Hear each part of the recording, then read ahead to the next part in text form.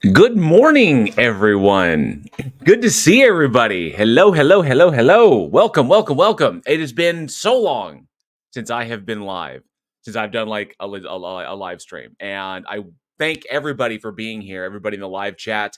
It's so good to see everybody. I know it's been a while since I have done this, and there's a whole story as to the reason why I did stop doing the stages. But here we are. Yes. And I'm glad everybody saw the announcement on my channel that we were going to do the stages again. And I brought it back. So there's a little bit of oh, pardon me. Ooh, sorry, my morning stuff. There's a little bit of a backstory as to everything that's going on. So, but pretty much for anybody who is new here, thank you so much for being here. I am JL, and welcome to the Bridge of the Divide live stream, where essentially what we used to do here is every other Sunday we would do a live stage via Discord that I would stream here, where I'd be in Discord and stream it here, and that we would it would be me, Randolph Richardson, Nine, Amy Newman, a number of other Atheist Jefferson Spatchcock, Taco, a number of individuals would come together, and we would basically talk to believers about what they believe and why, and have like really, really interesting conversations. And while I'm not sliding the dude totally, obviously when T Jump came on the stage, it altered the dynamic a little bit. And T Jump is a strong personality. We have a number of strong personalities. I tend to be kind of a strong personality, and sometimes where it cross purposes was the primary issue. We kind of like, we don't want to. We have no recliner, and so sometimes we're at cross purposes, and it happens sometimes. And so I had to leave the stage. It just wasn't a right fit anymore. So I decided after taking January off and hanging out a little, just kind of like recharging a little bit and doing the thing, getting everything set, I wanted to bring the stages back. So that is what we are doing. The objective of the stages now, it's going to be the way we have it set it up is going to be every third Sunday. So like it'll be today, and then the next one is scheduled for March 17th, and it'll be every third Sunday. And we'll be keeping the panels smaller in order to keep it a little bit more streamlined, and try to keep the chat in between people as concise as possible is the whole point. So I wanted to streamline a little bit, help it flow a little bit better, help the conversations move a little bit quicker with that. So, because there's a lot of cooks in the kitchen. There will be other people joining me on the stage. So other people have invitations. Randolph Richardson, Amy Newman. I have profound amounts of respect for these individuals who are phenomenal with the work that they do. So I'm looking forward to working with them again and doing this. And Taco is helping out as well. He's the one who helped to get it all set up via the politics server. So really, really good stuff. All right, so that's pretty much the backstories of what was going on to getting this all set up so that we could do this again. And I am seriously I've been looking forward to it for a while, been excited about doing this and getting back on the stage and having these conversations. So before we get started, let me go ahead and I want to put up the banner where I thank you to all of you amazing people who helped to make this channel possible with your memberships and the merch that you picked up, and of course the always fun Darth, Dawkins, Squeak toy. But apparently, I'm going to have to get that changed because we now, his face is now out there. So if I put his face, so now everybody's seen it. He doxed him. He pretty much put his own face out there on a TikTok live stream. So now I probably have to update the logo with his actual face now that, so I know I won't be doxing him anymore because he did it himself. But so if you're a fan of Tom Rabbit, you probably would have seen that, and it's hilarious. The boomer trying out the new Zoomer app, TikTok, and he is fucking up fast and picking up steam, which is hilarious to me. So, but it's endless laughs. All right, but before we get started, we're supposed to kick off at 10 a.m. And I wanted to do my usual like 30-minute kind of like prologue or preamble where I kind of like see everybody in the chat, say hi to everybody, let everybody get situated, get drinks, get smokes out of the way, get something to eat, but and say hi to everyone. So who do we have in the live chat today before we get too thick? I see Doctor Who Design was first with the hashtag Otangelo. Speaking of which, I haven't seen him in forever. I don't know what he's doing. He may be writing another like silly pamphlet or another silly book, so that our digital book, so we could sell on Amazon. I have no idea what he's been up to. I haven't seen him in any rooms. Maybe the rejection has gotten to him because pretty much everybody was turning on him. It's his arguments are ridiculous. But good to see you, Doctor Who Design, Dr. Nimrod as well. Says hello, everyone. Good to see you, Dr. Nimrod, Left-Handed Jedi as well. Good to see you. Thanks so much for being here. NA, good to see you, bud. Appreciate you hanging out. Aaron Reese says YouTube is crapping on the stream. I had to hunt it down. No notification. It didn't even come up my subscriptions right away. Crazy. It's YouTube, man. YouTube. But I say, I that's why I like to do these 30 minutes to give people time, because when it goes live, it'll announce it there. So, Doctor Who says I don't get notifications from any channel for months now. Crazy. And as mine comes and goes. Yeah, it's you. Fickle YouTube. That's what it is. Fickle YouTube. Peter Flamberg, good to see you. Says, hi, JL. I've seen you on Atheist Community of Austin's channel a few times. You were great. Thank you so much. Yeah, Truth Wanted has had me on a couple of times, and I think it's gone really, really well. So their feedback has been really, really positive. So, you never know. I look forward to working more with them in the future. I think that'll be a lot of fun. So maybe when the channel gets larger, I have no idea. So, but they've been kind enough to reach out. Somebody recommended me to them, and so the way it kind of works out, I've seen it happen where some content creators will go pretty much can get the opportunity to go like right to the main stage if they've got like 10, 20,000 subscribers, stuff like this. Or they're big channels. Smaller channels, they kind of like test you out. They kind of like, put you through your paces, put you on, on Truth Wanted, on Talk Heathen, kind of move through the smaller channels before you get up to the big stage. So I think that's the road that I'm on, is kind of like learning it, being accustomed to it, getting used to, little things about it, and eventually getting up to the big stage. So that's what I think. I don't know. You never know. They may never call me back again, or they may never email me. So I have no idea. We'll see. We'll see what happens. But thank you so much, Peter. I appreciate that.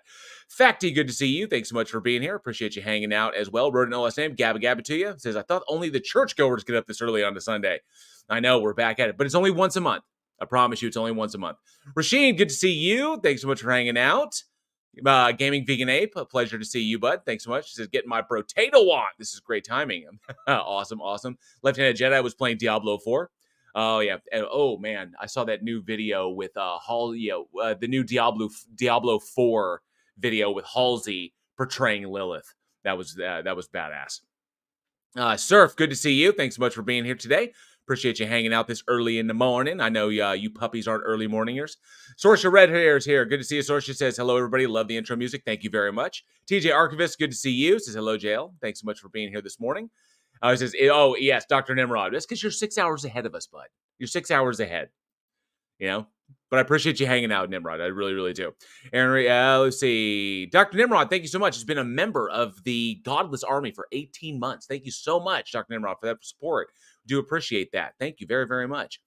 Yep, T-Jump, that's right. Yep, Aaron, you got it. Edison Carter, good to see you. Says, good morning. Thank you so much for being here. Appreciate it. Westside Girl Reacts, good to see you. Thanks so much for being here this morning. NA is gifted 10 Bridge the Divide memberships, 10 memberships to the Godless Army. Thank you so much, NA. Very, very generous. Please enjoy all of the cool emojis that I've made for you in the channel badge as well. And remember, if you're a member of this channel, you get a channel badge, and it changes the longer you're with us. I designed it after the expanding mind meme. So the longer you're with me, the more your mind expands. I love making that joke. I know it's old, but I love making that joke. Turing Test 2 has been a member for 29 months. Thank you so much, Turing Test 2. You rock. I love those membership milestones. Yeah, I love seeing how long you guys have been here. It's freaking amazing. Thank you so much, Turing Test. Appreciate that. NA, good to see you, bud. Thanks so much for hanging out this morning. Big supporter of Week in Horror over there. Let me see who else do we have here real quick. Maynard Saves. Good to see you, bud. And takes half damage. Thanks so much for hanging out, Maynard. Ryan Ashler says, yo, JL. Good to see you, Ryan. Thanks so much for hanging out this morning. I know it's early. Ronald's name, oh, yeah, it says Darth accidentally turned his camera on for a quick. Yes. So Darth was trying to, if you've kept up with Tom Rabbit, Darth is moving to TikTok, because Discord is no longer under his thumb. Clubhouse didn't work out for him. He burns through platforms. And then once enough time has gone by, he'll try to make his way back to a platform. And then, so he'll like dabble back, but then realize it's still bad. So he'll leave again. And he went to Discord, and, it's not working out so well for him. I've been in various rooms when he has started his rooms, and they don't have he doesn't have the appeal that he used to have. And so when that happens, when he starts to decline, he'll move to another platform, and he's deciding to move to TikTok. And that boomer has no business on TikTok. That app will eat him alive. So apparently already twice during his first live, he accidentally made himself visible via the live. So he exposed his face. So, to everybody. So now those of us who knew what he looked like, we can put his face is out there now. He did it himself, Plus, he had a really, really bad one where he was apparently hot micing via TikTok. So he was live, or he had it set up and he hot mic'd himself. And so he hot mic'd a conversation between him and apparently the person that he's living with. So it's really, really weird. So, but nonetheless, yeah, he's fucking up fast at picking up steam, which I think is hilarious. Ryan Ashler, thank you so much. Love your work, man. Thank you very much, Ryan. I do appreciate that. I Killed Earl. Good to see you. Thanks so much for hanging out. We had a lot of fun with on the stream with Earl and the boys the other day. Thank you so much, Earl, for that invite. That was awesome. That was a blast. I had a lot of fun doing that. That was that was so cool. I love. That's one thing I dig about coming on other people's channels is seeing their formats and how they run things and seeing how they put it. I love learning that new stuff, that kind of behind the scenes production stuff. It's always it's so much fun just seeing like, oh, your little setups here. You got, oh, this is cool. I love seeing how you guys do put it all together. It's always a lot of fun. So thank you very much for that invite, Earl. Appreciate that. Just call me Avi's here. Poof, I appear. Just made it home. Just meow. Good to see you, Avi. Thanks so much for hanging out today. Appreciate that. There's all those amazing emojis. Thank you so much, Nimrod. Tusk, good to see you. Thanks so much for hanging out. Appreciate it. Up and Out is here as well. Good to see you, Up and Out. As well as Charlie Welch, the only man on the internet never make a bet with. Thank you so much, Welchy, for being here. This is Yo JL. Thanks so much. High Inquisitors become a member of the Godless Army. Thank you so much, High Inquisitor. Appreciate that. Thank you. Enjoy all those new emojis I made for you. Got a whole bunch in there. Especially, I got some favorites. I really, really do. The Hio Greg one is one of my faves. So, but thank you so much, High Inquisitor, for the support. I Killed It says, perfect timing, jail. My dog's asleep on my butt and I need to pee. I guess I live here now. I know the feeling. I have a black-mouthed cur named Torque, and when he sits, he becomes a fixture, and we're pretty much there. Sorcerer Red Hair, thank you so much. He's been a member for 16 months of the Godless Army. Thank you so much, Sorcerer. Appreciate that. Surf has been a member for 25 months. Thank you so much, Surf. Appreciate that. You guys rock. Thank you very, very much. All right. Make sure, Rasheen. I don't speak Gaelic. I don't. But I appreciate the sentiment. I do. Facty says, JL, do you have a picture? Picture of Darth's face. I think I have one somewhere. But I probably can check it out later, or maybe we'll take a look at the video. So, but yes, I mean, it is available. It's also on Tom Rabbit's channel. So, because he face reveals.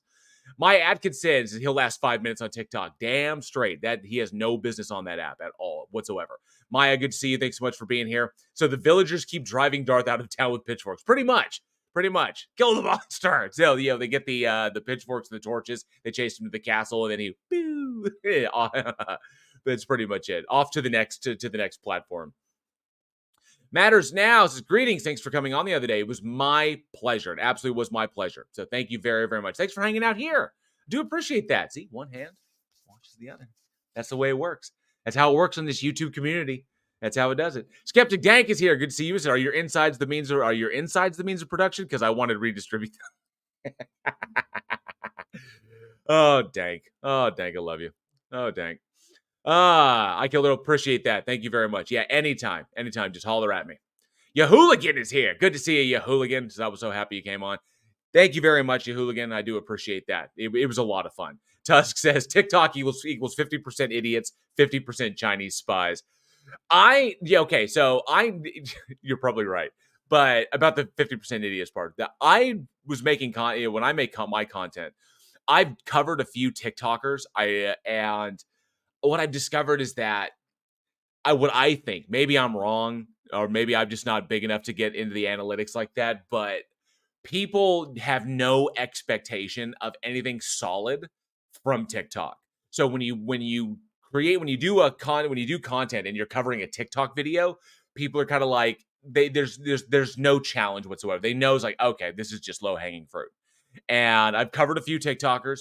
It's always been the apples are like 1 inch off the ground, and they're kind of brown. So there's I get it, and I guess Darth is moving into that territory. So, but I've tried, I guess maybe it's popular, maybe it's not. I'm not seeing that it's popular. At least not popular on my channel to cover TikTokers. For a quick laugh, maybe. Like, look at the moron. Like the chick who thinks that planets aren't real, or the other one who thought that dinosaurs didn't exist. Stuff like that, So I don't know. I may cover it here and there, but I find I have yet to find a solid argument for anything. Like, or anything like, your religious wise or science wise, like all those individuals. It's kind of like where the dumb have gone to die. It's like that's the grease trap of stupidity for social media, is where it's kind of like it's soaking up all that stupidity and just kind of holding it there, in this just like trough of just this miasma of just ignorance. So I was looking for descriptive words. I like to paint a picture. I really do. Ronan Less Aim says, Bridge Divide, best part of Darth's hot mic when you were giving someone a ride, were you debating on your phone? Yeah, damn well he was. Oh yeah. Oh, did I miss somebody? Did I miss High Inquisitor? Or did I say hi to High Inquisitor? I may have missed him. Let me see if I can get it again. We need to teach Jail Irish. Yes, you do, Rasheen. You really do. You do. Tony Regime, thank you so much for the obligatory ghost. I always love that alternate energy. Appreciate it, Tony. Thanks so much for hanging out. Dr. Number says, Jail, nobody speaks Gaelic, Irish, Scottish, or even Gaelga? I don't know. I honestly don't know. But I probably do need to learn. Peter Collings, it's great to have my Sunday dose of Jail back. Thanks so much, Peter. I do appreciate that. Thanks so much for hanging out. Aaron Reese says, my people once spoke Gaelic, but now some barely manage English. Same for on my dad's side. Same for, my dad's side used to speak it as well. But now it's kind of like, oh, they're partner.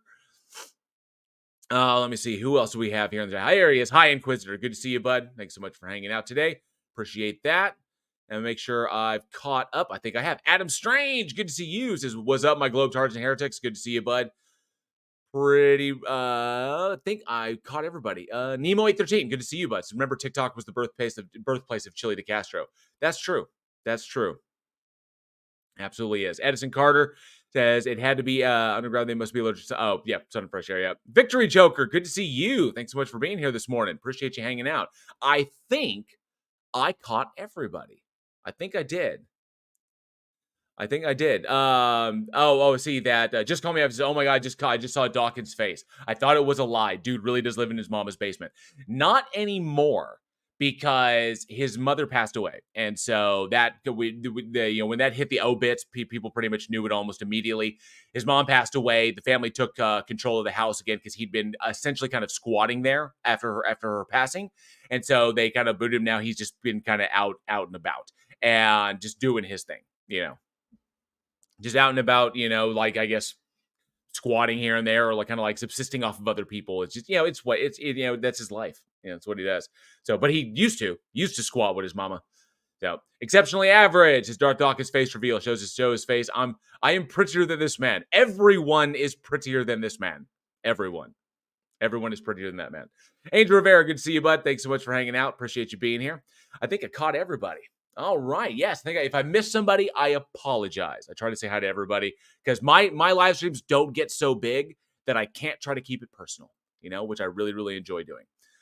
So let everybody know that I saw him in the live chat, and I appreciate being, even all you lurkers out there who haven't said anything, I appreciate you listening. So thank you so much for hanging out this morning. All right. We got a few minutes before we go live.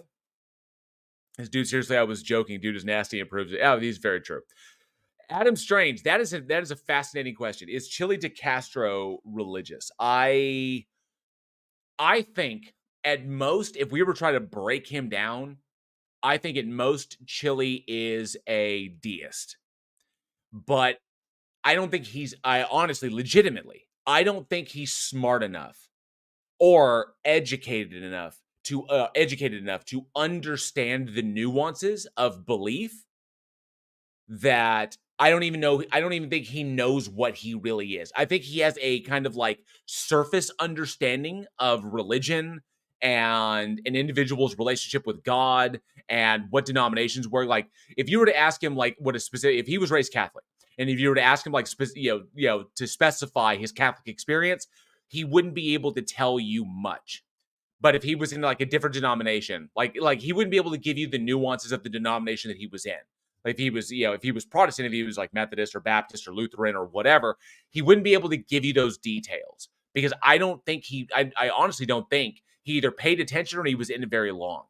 He may have this idea where it's kind of like he believes there's a God, or he believes there's a higher power, or maybe there's maybe there's like the version of divine providence. Although I honestly don't think he could ever articulate it that way. I don't think he has the words, to convey what he legitimately believes, and he's also so paranoid about looking stupid about stuff. So we know that he knows nothing about the law, and that he is, knows nothing about the Constitution. But Chili is aware enough that he's aware enough that he's playing a role, but the shit that he really doesn't understand, like philosophy or theory of truth, or like philosophy of truth, or theory, or theory of mind, or anything like that shit, he has no fucking clue on. And so because of that, he won't talk about the deeper stuff there. He won't go wade into those waters, because he will be made to look a fool very, very quickly. I mean, I guarantee you the man does not know the meaning of does not know what a non sequitur is. He doesn't know what a composition fallacy is. He doesn't know what it means to beg the question. He doesn't know what circular reasoning is. He doesn't understand any of these things. These concepts that for many of us, are kind of like first year philosophy. It's kind of like you take a philosophy course, you kind of learn these basics of like what an informal logic, what informal logical structure is, or informal fallacy is, and what logical structure is, and the difference between sound and valid and shit like that. But I don't think he does. So the thing is, he knows enough to get Dunning-Kruger about the law and the Constitution. He knows that he still knows very little, but he knows enough that he's convinced himself he knows a lot. So he's Dunning-Kruger when it comes to the law and Constitution, but he knows he doesn't know shit about anything else, which is why he never talks about anything else. He never expands his horizons in those directions. He never, like, I doubt for a moment, and I will put money, I would put a paycheck on this one. I doubt for a moment that he understood Leviathan. Okay, I had to read that book twice in order to really, really grasp it. And I pick up shit pretty quick. I think I pick up shit pretty quick. And I strongly doubt that he understood that book, because the way that book is written is really not meant for someone like him. Leviathan is meant for people who are literally embedded in that area of social politics. Understanding that those are people who are like in it, like lawyers read that shit. Individuals who work in those fields, they read that stuff regularly. So I seriously don't understand it. I don't think he gets it. All right, we're about to go live here in a minute. I think I spoke way too much about Chili. Really do. Let me see. I don't believe that story that he met God when he took MDMA either. Nima 19079, good to see you. Thanks so much for hanging out this morning. Appreciate you being here.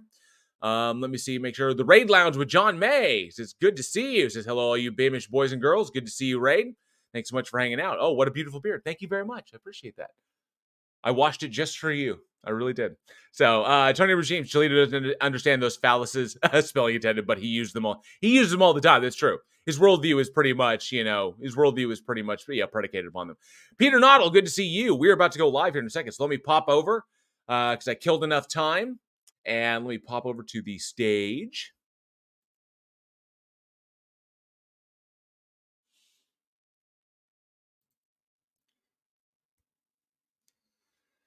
All right, give me 1 second.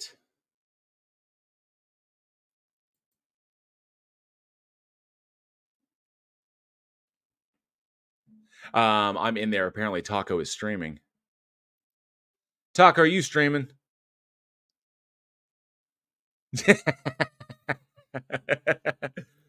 What are you playing? Is that Call of Duty?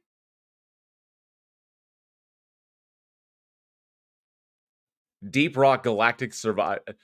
You pulled that out. You found that in like the bowels of Steam, didn't you? You found that in the bowels of Steam, didn't you? Oh, Asmongold.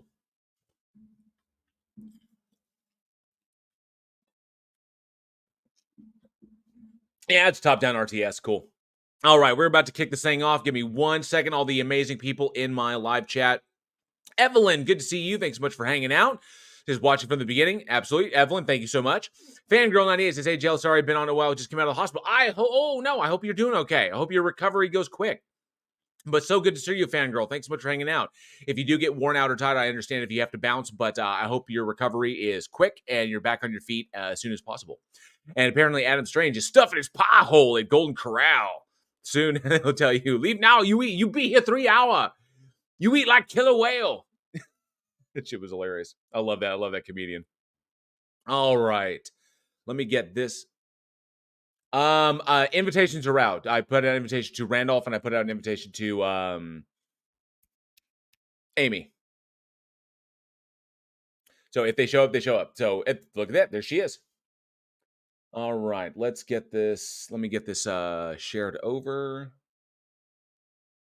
I have to do this full screen. Okay, like the shared screen, up here with the game is killing me. There we go. Now I can see everything. Amy!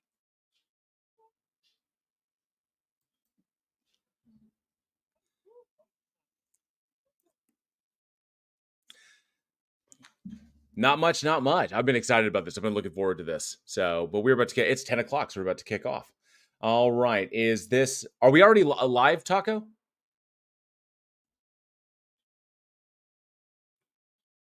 Yeah, let's go ahead and do that.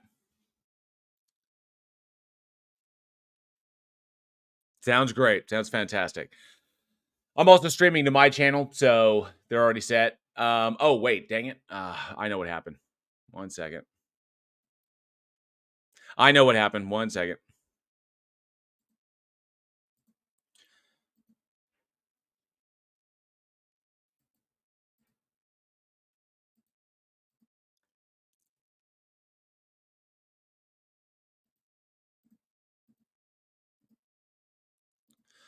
There we go.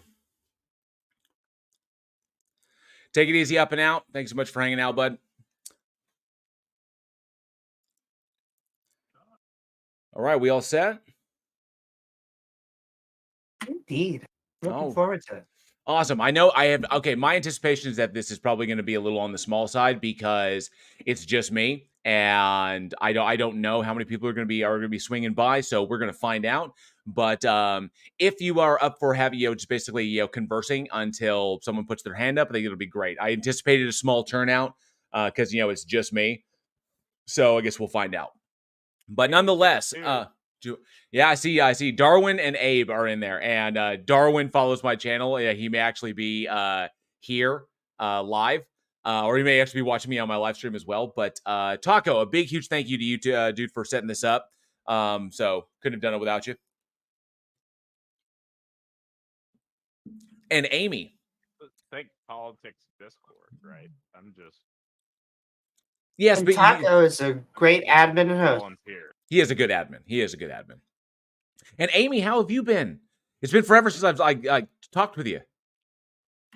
I've been good. I have been oddly doing a lot of teaching, but it's also been a lot of fun. And I have been looking to get back out with Theus because it's just cathartic to hear these terrible arguments. So shots fired. Theus, come on board. All right, give me 1 sec. Apparently, I'm having. Can y'all in my live stream? You can't hear the Discord. Let me know if you can hear everybody. Yeah, because I know you can hear me. Make sure you can hear the Discord as well because I activated the audio. So I want to make sure everybody's good there. So and I would be remiss to ask, how are you, JL? I am good. I am fantastic. I took Sunday or I took January off.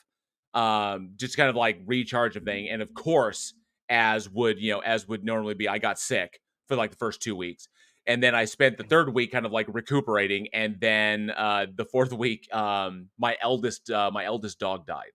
So it was just like, I was like, because I was like, you know what? I'm just going to do Week in Horror. I'm going to do the podcast. I'm going to chill. I'm going to recharge. I'm going to like, not focus on Bridge the Divide at the moment. I just need kind of, after 4 years, I kind of like just need like a little chill time. So I decided to take the month off after Christmas, do the thing. And of course, all this shit happened. Luckily, I was kind of like, I got through it. Everything was good, and decided to make a big push back for Friday or for February, and really try to come in strong. So, and excellent. Everybody is saying that our audio is coming great, but thank you so much for asking, Amy. I do appreciate it. And I'm glad to hear everything is going good for you as well. And by the way, just for my channel, for my live stream, for anybody who's watching there, thank you so much, Fangirl, for the £4.99 super sticker. I do appreciate that. You rock. Thank you so much for the support. And I will be later on. If anybody has questions, if people have questions themselves, or people want to make statements, super chats will be prioritized over those. I'll get a list of them. They will star up in the chat, so I'll know exactly where they are and I won't miss them. So if you do send anything, I will get to them. So I do appreciate that. Thank you so much for all that support, y'all. All right, what do you say? We got some people here in the chat. Let's see what we've got. So as soon as somebody wants to put their hand up, we can have a chat. Let's get some hands up, guys. Get some hands up. And thank you, Sorsha. I appreciate that. Yeah, she'd been on the old side. Her kidneys went out on her, so I appreciate that that sentiment. Thank you, Sorsha, very, very, very much. All right. Oh, we do have one.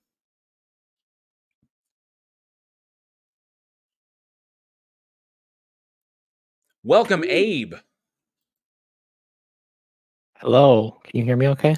We hear you good. Okay, thank you. What you got for us today? I had actually more question regarding what literature you would recommend for a philosophy or theism or whatever beginner, because I'm struggling to find good literature. Just on the field itself, or from specific philosophers? Just on the field itself. I'm not looking for anything particular. Amy, do you have any recommendations before I jump in?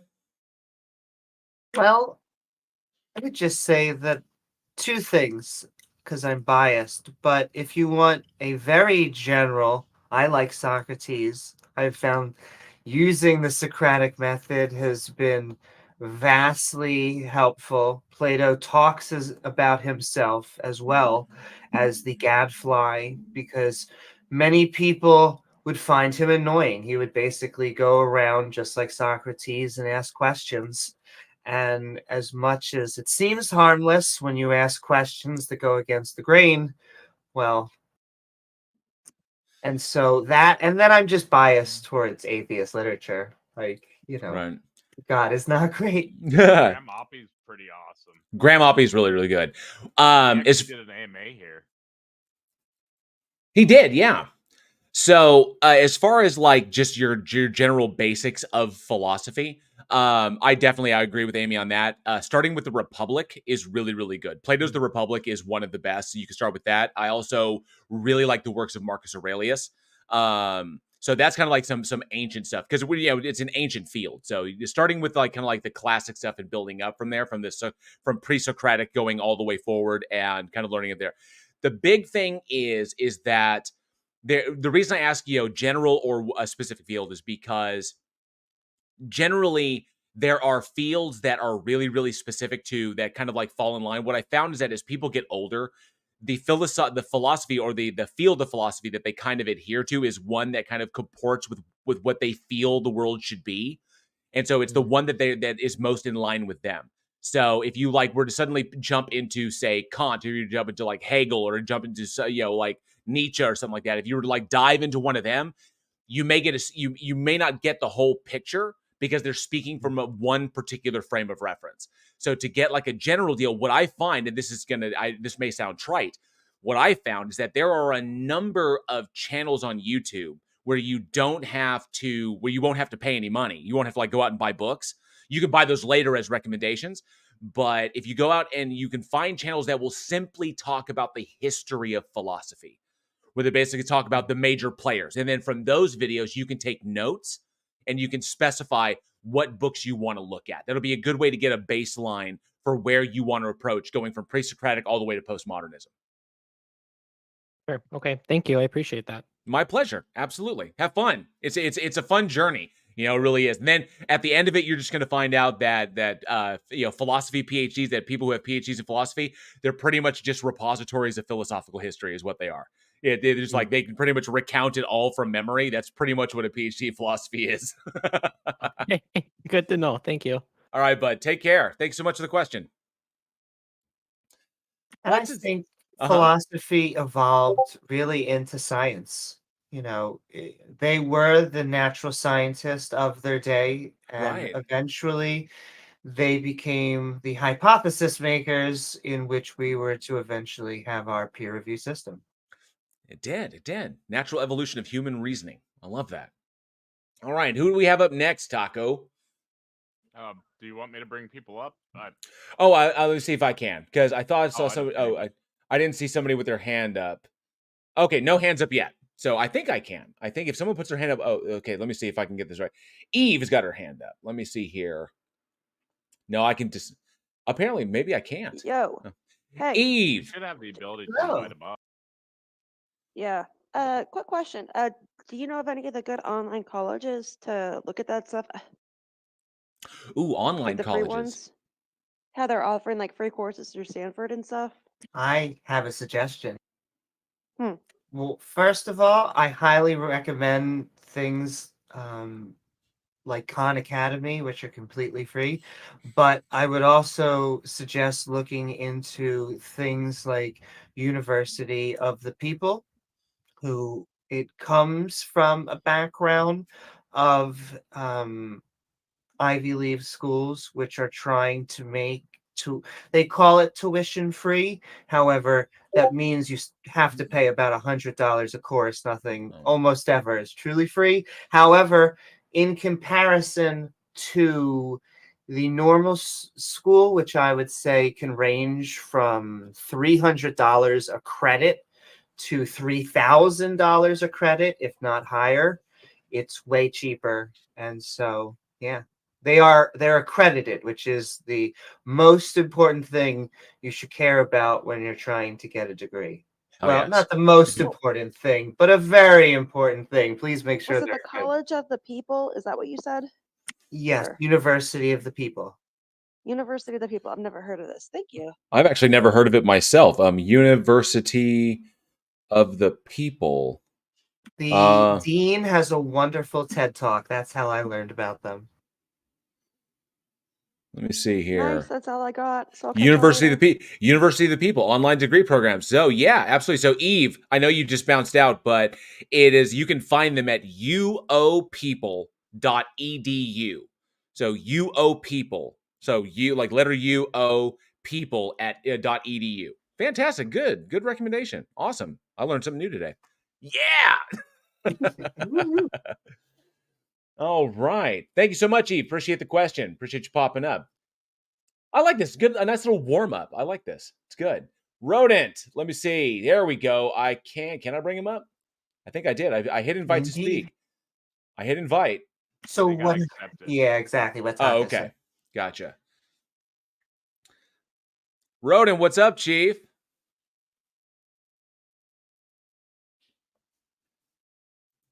Make sure we can hear you. Oh, I'm on push to talk. There you go. I was going to give a recommendation for the person looking for literature. Perhaps start with the wiki page on philosophy in general. That'll give you a good overview on the subject in general, and then you can start researching specifics from there. Awesome. Absolutely. That'll also be good to get that nice baseline, a good base amount, and you can take notes from there. I have to agree, but give my warning, which is what I'll say. When you go on Wikipedia, because Wikipedia used to not be as good. We used to have that warning. However, Wikipedia over the years has slowly gotten better because of higher standards, especially on their citing. And so when you're on a Wikipedia article, just make sure that the statement has citings and sources behind it, because then you can go to those sources and actually get a more thorough look on that actual subject. Absolutely. Yeah, never take Wikipedia as gospel. To parrot really bad people, do your own research. Thank you so much for being But here, it's a good Clive. place Appreciate to that. start. Indeed. Absolutely. Thank you, Rodin. Appreciate that, bud. No problem. Have a good show. Thank you, bud. All right. Do we have any other hands up? Any other hands up? We are here to chat about whatever. It's kind of like the same stuff that we talked about that we would talk about on the other, previous stages. That as a matter of fact, Amy is still doing those stages. Those stages are every first Sunday of the month is when they are holding those. The Amy, what is the official name of that now? Because I've seen it's changed a couple of times. Theist Helpline. Theist Helpline. Okay, so the Theist Helpline will be running every first Monday. Or every first Sunday of the month, and the Stage of Reason will be every third Sunday of the month. So, let's see, Abe, I can see you've got your hand up again. Nobody else has their hands up, so why not? Let's go ahead and bring Abe up real quick. Maybe he has a follow-up question. What can we do for you, bud? Hello. So I actually had a question about the idea of self-sacrifice, and I was curious on your opinions on whether or not that is something to be like it's a virtuous thing, whether it's a good thing, or self-sacrifice should be not thought of as such. So the idea of self-sacrifice or sacrificial love, like agape love, I myself hold that that's pretty much something that is that's something that's kind of propped up in theological circles, or basically religion pops that up. I find that that the willingness for oneself to sacrifice for others, either for one's children or for one's friends or family, or for any particular purpose, the willingness for one to do that is literally a result of kind of like what we are, and like who we are as organisms.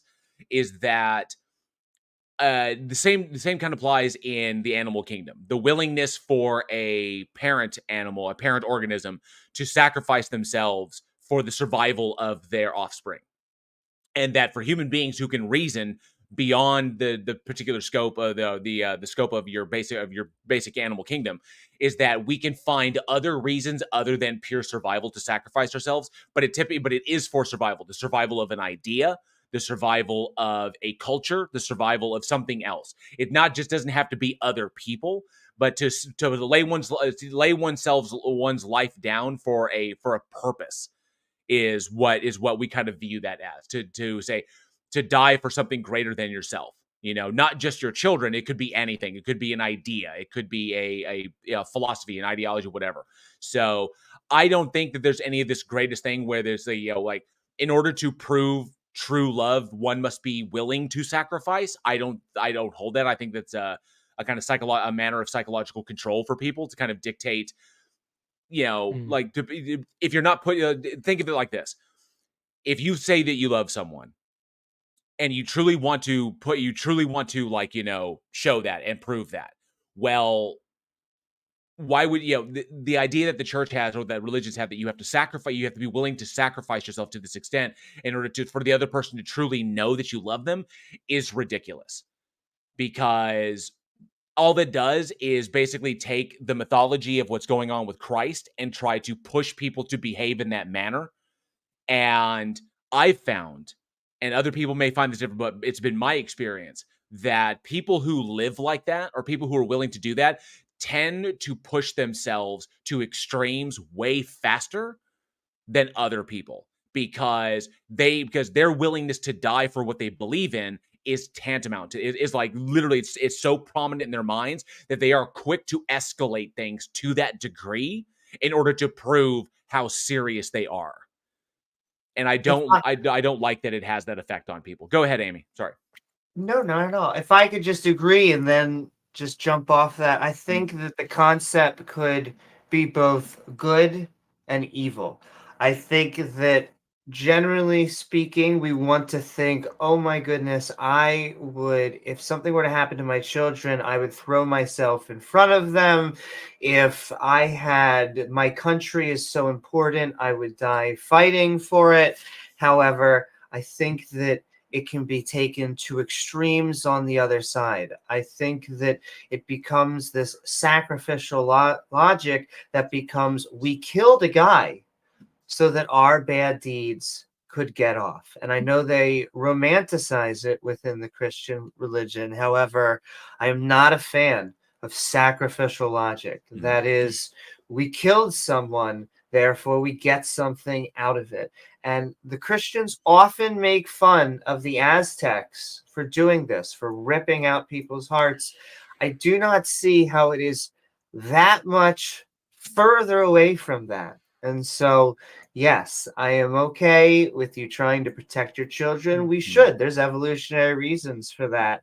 However, that doesn't mean we need to kill a first century rabbi so that the sins of Adam and Eve need to be forgiven.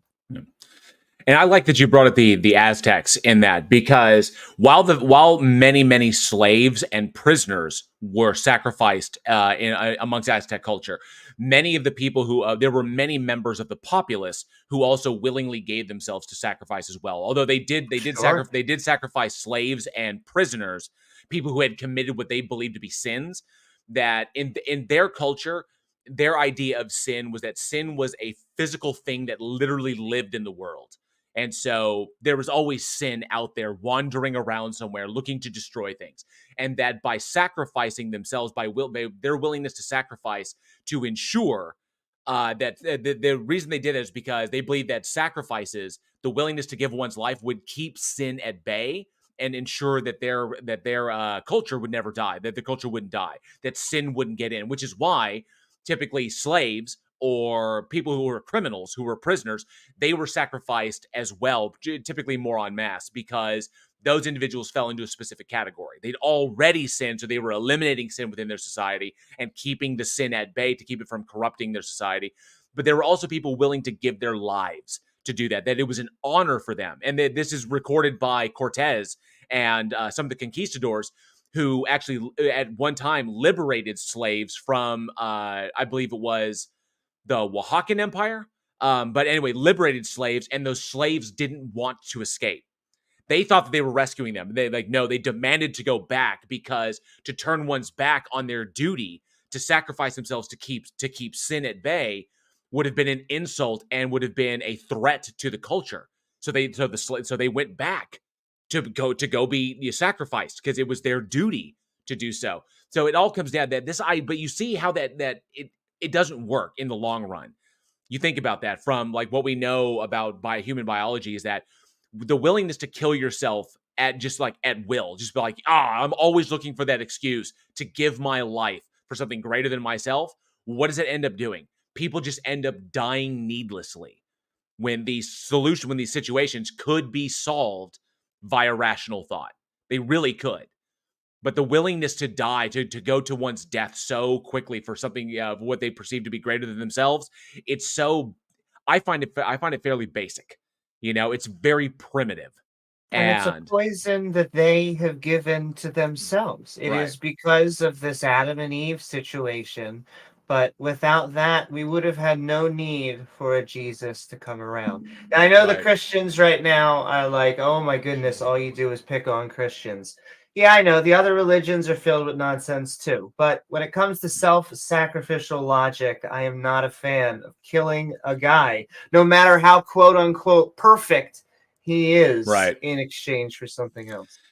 The idea, that's the weirdest thing, is like, if you that's why the agape love concept, especially with Christianity, and I as well talk about Christianity a great deal, because it's not like, they're the ones trying to alter our nation, alter the United States in a way that favors them over everybody else. And so they need to be addressed. This idea that this omni entity, or this all powerful, all loving, all good, all perfect, whatever God that they believe in, whichever version of it they believe in, would require blood sacrifice in order to dictate that to show what true love is.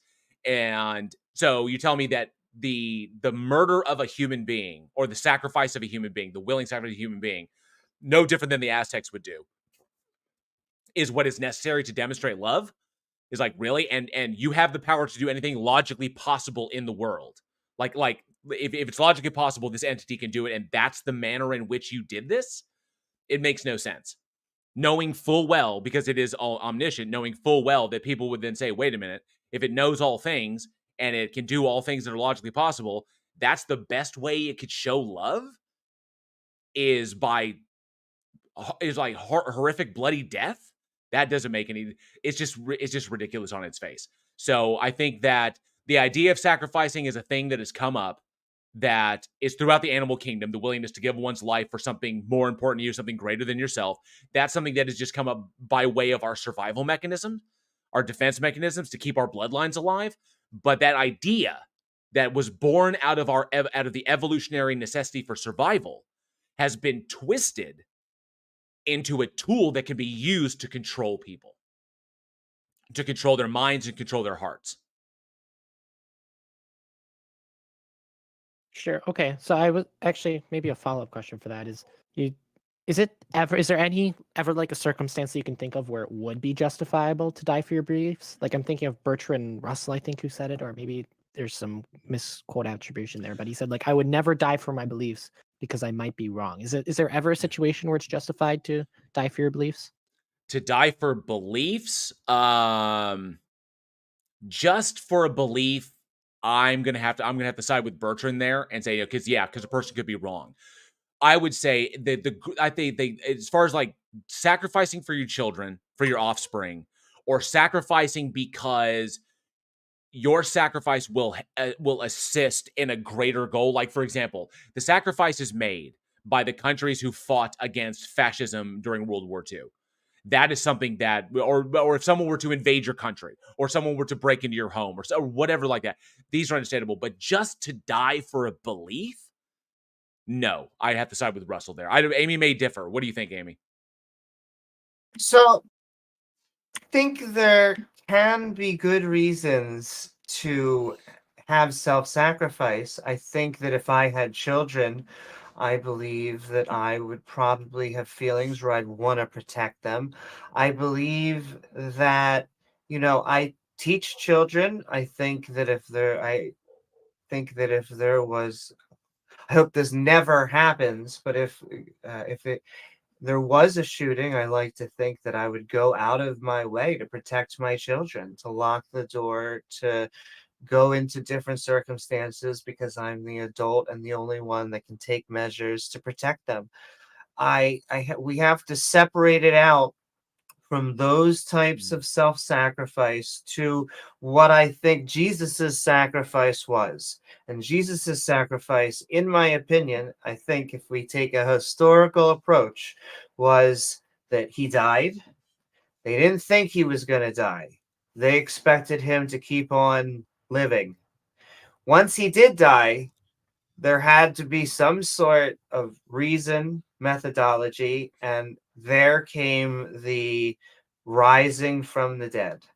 And thus we now have our sacrifice and our miracle, because something seemed to happen. They at least that's what the historians, they all got impressed when he came back from the dead. But it just seems to be them retconning and dealing with the situation, which was, either he claimed or others claim that he claimed that he was the King of the Jews, the Messiah, a political position, not a religious position, because if the Jews had killed them, they would have stoned him to death, as religious law says. But instead, they let the Romans handle it. And so the Romans said, all right, we'll kill him like we do with all of our other criminals. You want to see how we kill criminals? Watch. And so they crucified him, put him up next to two thieves. And so it is how history became mythology. And that was my other thing. The other thing within mythic structure, 2/3 of the way, generally speaking, you have some sort of death or really scary moment, come of your heart moment, and then you come back up a new person, able to be the master of both worlds. Yep. Happens in a lot of stories. And so it's all of those things together. Is self-sacrifice good? Sometimes, not always, and definitely not taken to the level that religion does. Yeah, agreed. I'm a little bit confused in this difference between like a belief and like something you seem to be citing more practical things like your students, for example, or your country. Can you explain how that like the the that distinction there between the belief and the nation or your students? Because I would think that those would be very similar. Well, you can have a belief in. Oh, yeah. Okay. So for example, dying for something that you hold personally, like something like I think this is where we're crossing the line between faith and belief. Okay. So like faith and knowledge, or however you want to like dissect that. So if you know that, like, for example, let's take I mean, I hate to go back to World War II because it's such a terrific example of so many different things. With World War II, you had Axis versus Allies, right? The Allies are fighting for one particular ideology, the Axis are fighting for another ideology.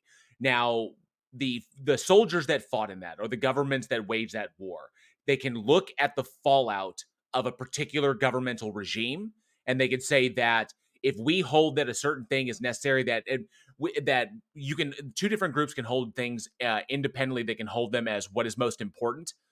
Civil right, the power of the people, or the power of the government itself, and say that. But we can look at the evidence as to where these ideologies lead. Like, well, what effect do they have long term? What is that? And if we see that the effect of one overall is a negative for society at large, that it results in more death because that's the evidence of this system, because it values one thing greater than human life. The other one values human life greater than something else. So if you look at that, you can look at the evidence, and you can base your belief on what is best based on the evidence itself. So I would say beliefs that have evidence that back them up. Dying for your country in order to stop the spread of an enemy, or dying for your family, dying for your country because you've been invaded by an opposing force, or sacrificing yourself for your children because your children can carry on your legacy, and they can't defend themselves, so you're willing to die for them. These are all things that have evidence that come along with it, that support the positive outcome of your sacrifice. Simply Can I dying, also? simply dying for something no. because you believe it to be true, but you can't demonstrate it to be true. Like Bertrand said, like Russell said, dying for something, even though you absolutely could be wrong with no evidence to back up the possibility of you being right, just is silly. I can see why it would be ridiculous in his mind. It's about, do you, I think it comes down to understanding what you're dying for, to really understanding it. And unfortunately, not a lot of people give that much thought to it. Go ahead, Amy. Sorry. No, I was interrupting you. It's just that there's something that is also different from maybe your children or your country. The Christians, in my opinion, from my theological view, are making a deal. It's the we kill him and then we get something. You don't understand. Our sins are gone. And I also see hands, so maybe we're pissing off Christians, hopefully. Come on, come on. But to me, it has all sorts of problems. The sacrifice in and of itself is that 3 days in hell, and then he reigns as king in heaven forever. I don't know. A bad weekend versus forever. I feel like I'd take that deal. Hey, JL, Yeah. do you think that it's likely that people dying for their beliefs would be more likely, or make the beliefs more likely true? No, not at all. The willingness for one person to die for something they believe in does not say anything as to the truth of that belief. All that is evidence of how deeply they believe it to be true. Yeah, I assume the Muslim bombers, or the ones that flew the planes into the towers, believed themselves very, very much. That doesn't change Yeah. whether it's true. Oh yeah, they hijacked planes and flew them into the towers. Totally sacrificed themselves in the name of their religion. They absolutely believed that they were going to wake up in heaven with 72 virgins and whatever version they believed. It didn't happen. Obviously, they did what they did, but like I said, the strength of one's belief is not an indicator to the truth of one's belief. Not at all. There's no way to connect those two. All right. Thank you. Thank you, Abe. All right. Who do we have up next? I think Some Hobo has had their hand up for a minute. So let's Hi. hit my mic.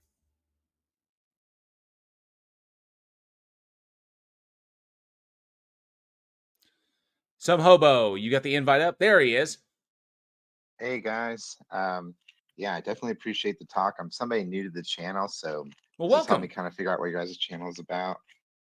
Uh, I loved everything you guys talked about, like your whole view of self-sacrifice. Definitely opened my eyes to seeing things differently, um, and like it made me think of. I used to be in a Christian church, and it's a common topic for them to bring up, like, ooh, what if we're in a scenario like if we went into a Muslim country or something, and if they put a gun to our head and said, do you believe Jesus is God?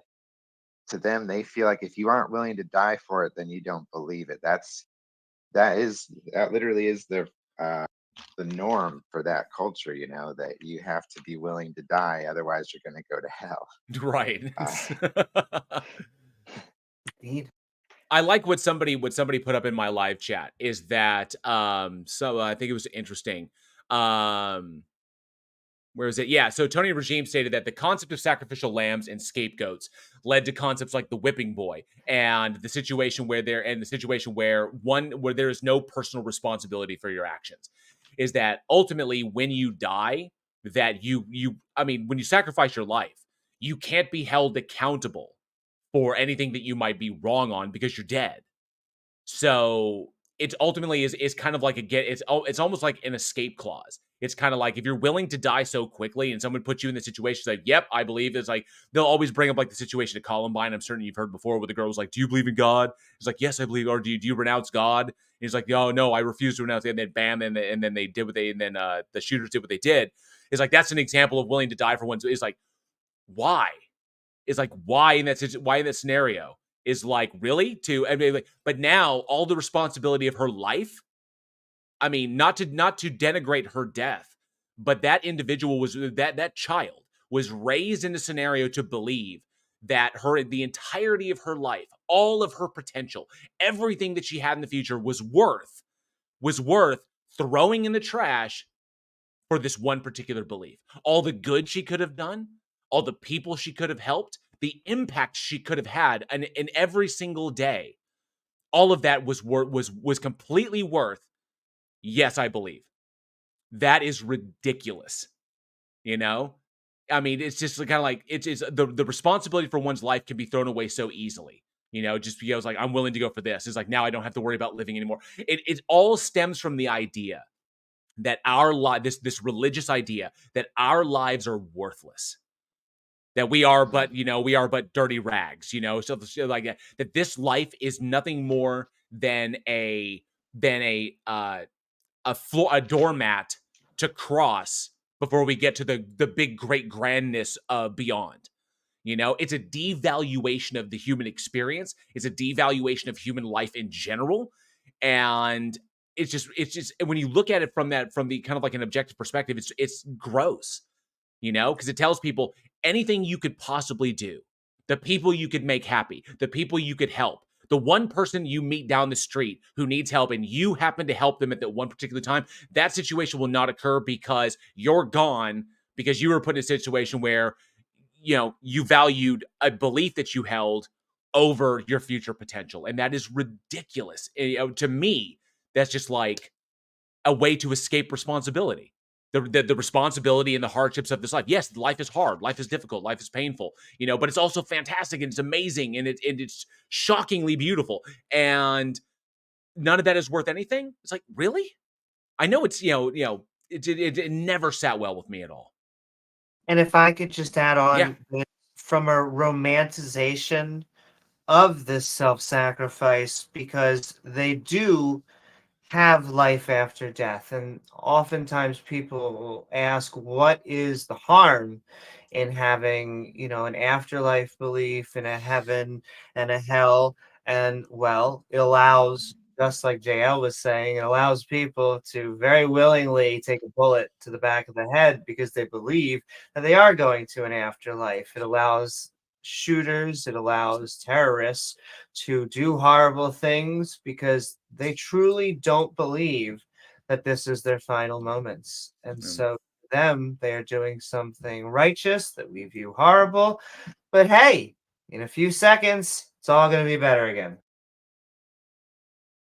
Yeah, they're manipulated. Yeah, it's gross. And you know, just to clarify, because I feel that some people may take that out of context, but I don't mean to denigrate that young girl's death. I will absolutely denigrate her parents for putting her in that, for not putting her in the situation, but putting her in that mindset. You know, that all the good that young girl could have done. It just that really, really, I hate that happened. That girl was put in that scenario where she believed she was doing the right thing, and now one good person, because she had a future ahead of her. She really, really did. If you look at all the stories about her, she had a real future, and now none of that will take place because her parents indoctrinated her into believing that taking, like, literally that was the hill to die on. Really, that's the hill to die on, and it's just disgusting. It's like to put your child in a scenario where they will literally sacrifice everything in order to stand up for what they believe in. It's kind of like, I get standing up. I get things like the civil rights movement, believing in human equality and, you know, getting coffee poured on you and like fighting against the power like this. But when someone, you know, in that particular situation, someone's got a gun in your face, it'd be like, do you believe it? It's like, no, of course not. It's like, I'm an atheist. And then carry on with your life doing good things. It's ridiculous. You know, it's you know, it's just beyond silly to me. That particular scenario really gets me kind of riled up because it shows the harm that parents who are indoctrinated can do to the children that they indoctrinate. Yeah. So I'm not a Christian anymore, but I Hmm. believe in God. And if I was in a scenario where somebody did put a gun to my head and say, stop believing in God, yeah, I might. I don't know exactly what I'd do, but I'd probably sit there and be like, yeah, there's no point in dying over this. And I'd probably be like, okay, I won't believe in God. And just to stay alive. But afterward, I'd feel completely humiliated. Even if it's not the God thing. If somebody puts a gun to your head and it's like, believe what I believe or die, it just doesn't feel good. Well, I think ultimatums, they make us feel really rubbed the wrong way because it is people squeezing us emotionally. However, I would still take that feeling if it was my child over not having them. And I guess what JL is trying to push for is if they weren't really forced to think that, well, God is watching over them, and this decision really is the most important decision out there, then there would have been a different result. The idea is, and the way kind of like my dad raised me in that situation is that, and obviously ultimatums don't work because ultimatums they suck because it's a matter of power and control. Is that someone is exerting that level of control over your life, and human beings psychologically need to have control over themselves. So when someone squeezes you like that, that causes a great amount of pain, like psychological pain. That's the reason people react. Like it's one reason why ultimatums are so brutal. In that particular situation, like my father raised me, when someone puts you in that scenario, no thing that my dad kind of conveyed this, in that nothing that you think is right is like, there's a difference between right and dead right.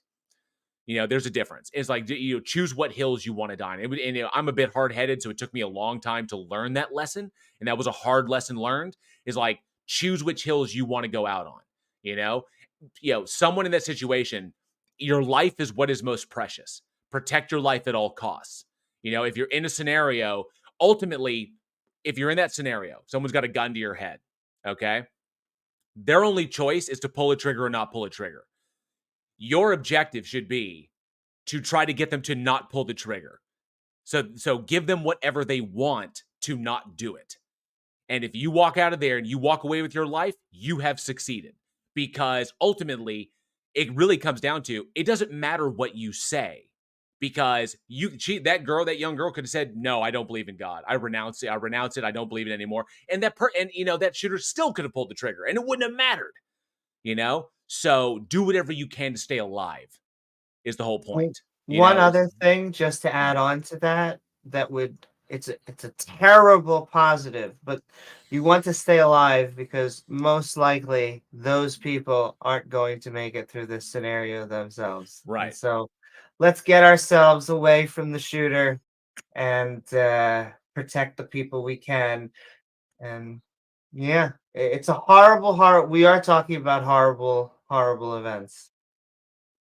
One I really wanted to bring up for you guys, a Mhm. question I really wanted to bring to you was, there's scientists in history who died for the advancement of science, particularly like people who said that Earth, instead of the stars revolving around us, that we're actually revolving around the sun, and that the sun is revolving around the galaxy. Like the scientists who brought that up were, um, they were told either renounce it or die, and uh, Well, to as far as history goes, I know. I mean, we're talking about like referring to Galileo and that Galileo was placed under house arrest.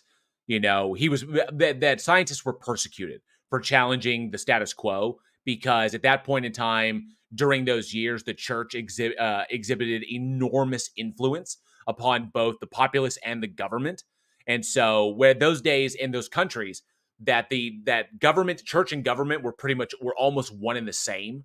You had your political body and you had your religious body, but they exerted enormous influence over the politic. And so everything was informed by the religion. So when all of a sudden someone comes up and says, "Oh, I have evidence that the religion is wrong," you're basically saying that the powers that be are wrong. And if they're wrong, what else are they wrong about? So it was a challenge to their authority. That was why scientists got persecuted to the degree that they did, or people who broke new ground with evidence.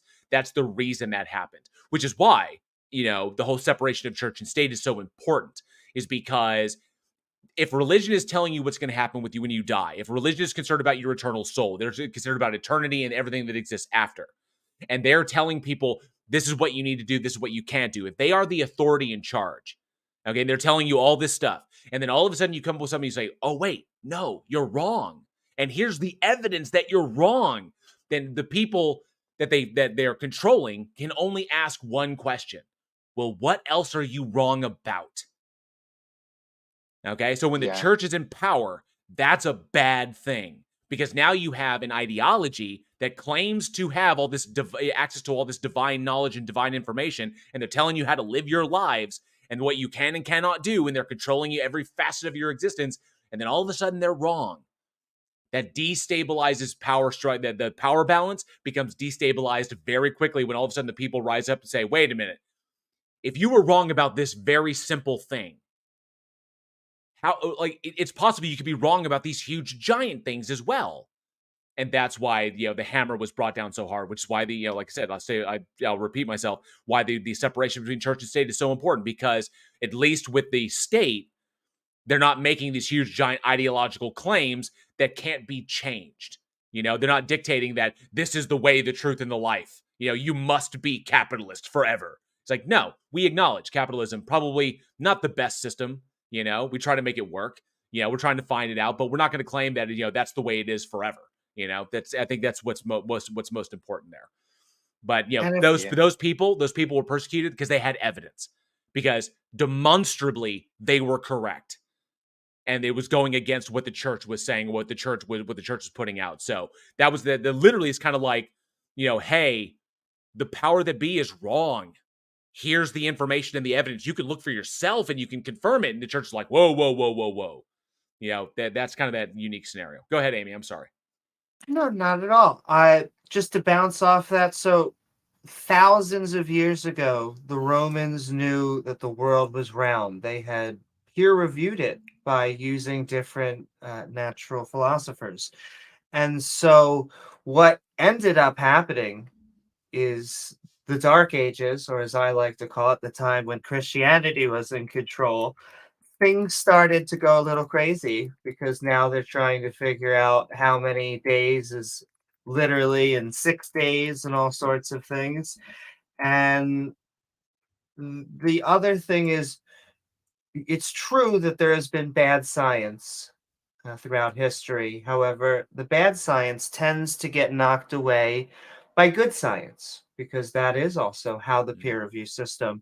And so I think between religion and our peer review system, that is a way that we are able to verify scientists by not listening to religion and by using peer review. Right. I think I think it was I think it was Forrest Valkai pointed it out. And I also used it one time in I think it was Forrest Valkai that pointed out, and I used it in one of my videos as well, is that the reason why, while on the surface, we can blend science and religion quite a bit, ultimately, the two fields are incompatible. And they're incompatible because of the methodologies they use.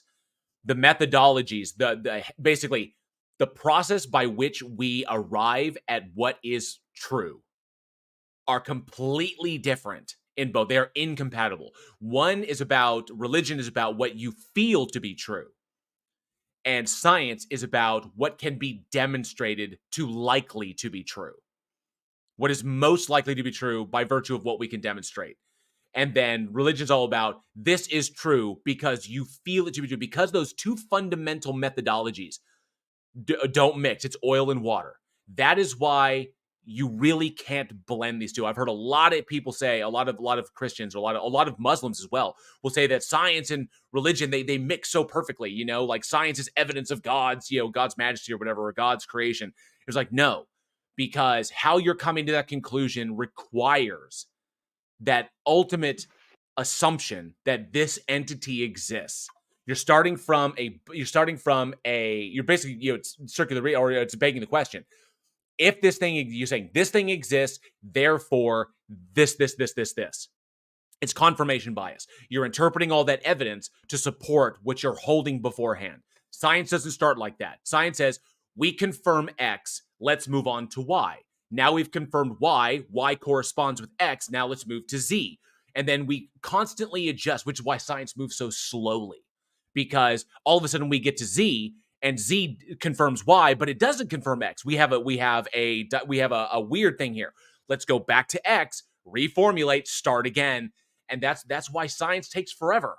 That's why it takes time. And it's kind of like, oh, dang, because we have to make sure our ducks are in line, and that takes work. And it takes the boring part of science, because a lot of people just like to watch science as, they like to look at science as ass as it walks by. Ooh, look at that. But what it takes to get there is oftentimes just, a guy sitting in a laboratory or a guy sitting behind a desk crunching numbers and mixing stuff. And it takes forever to get there.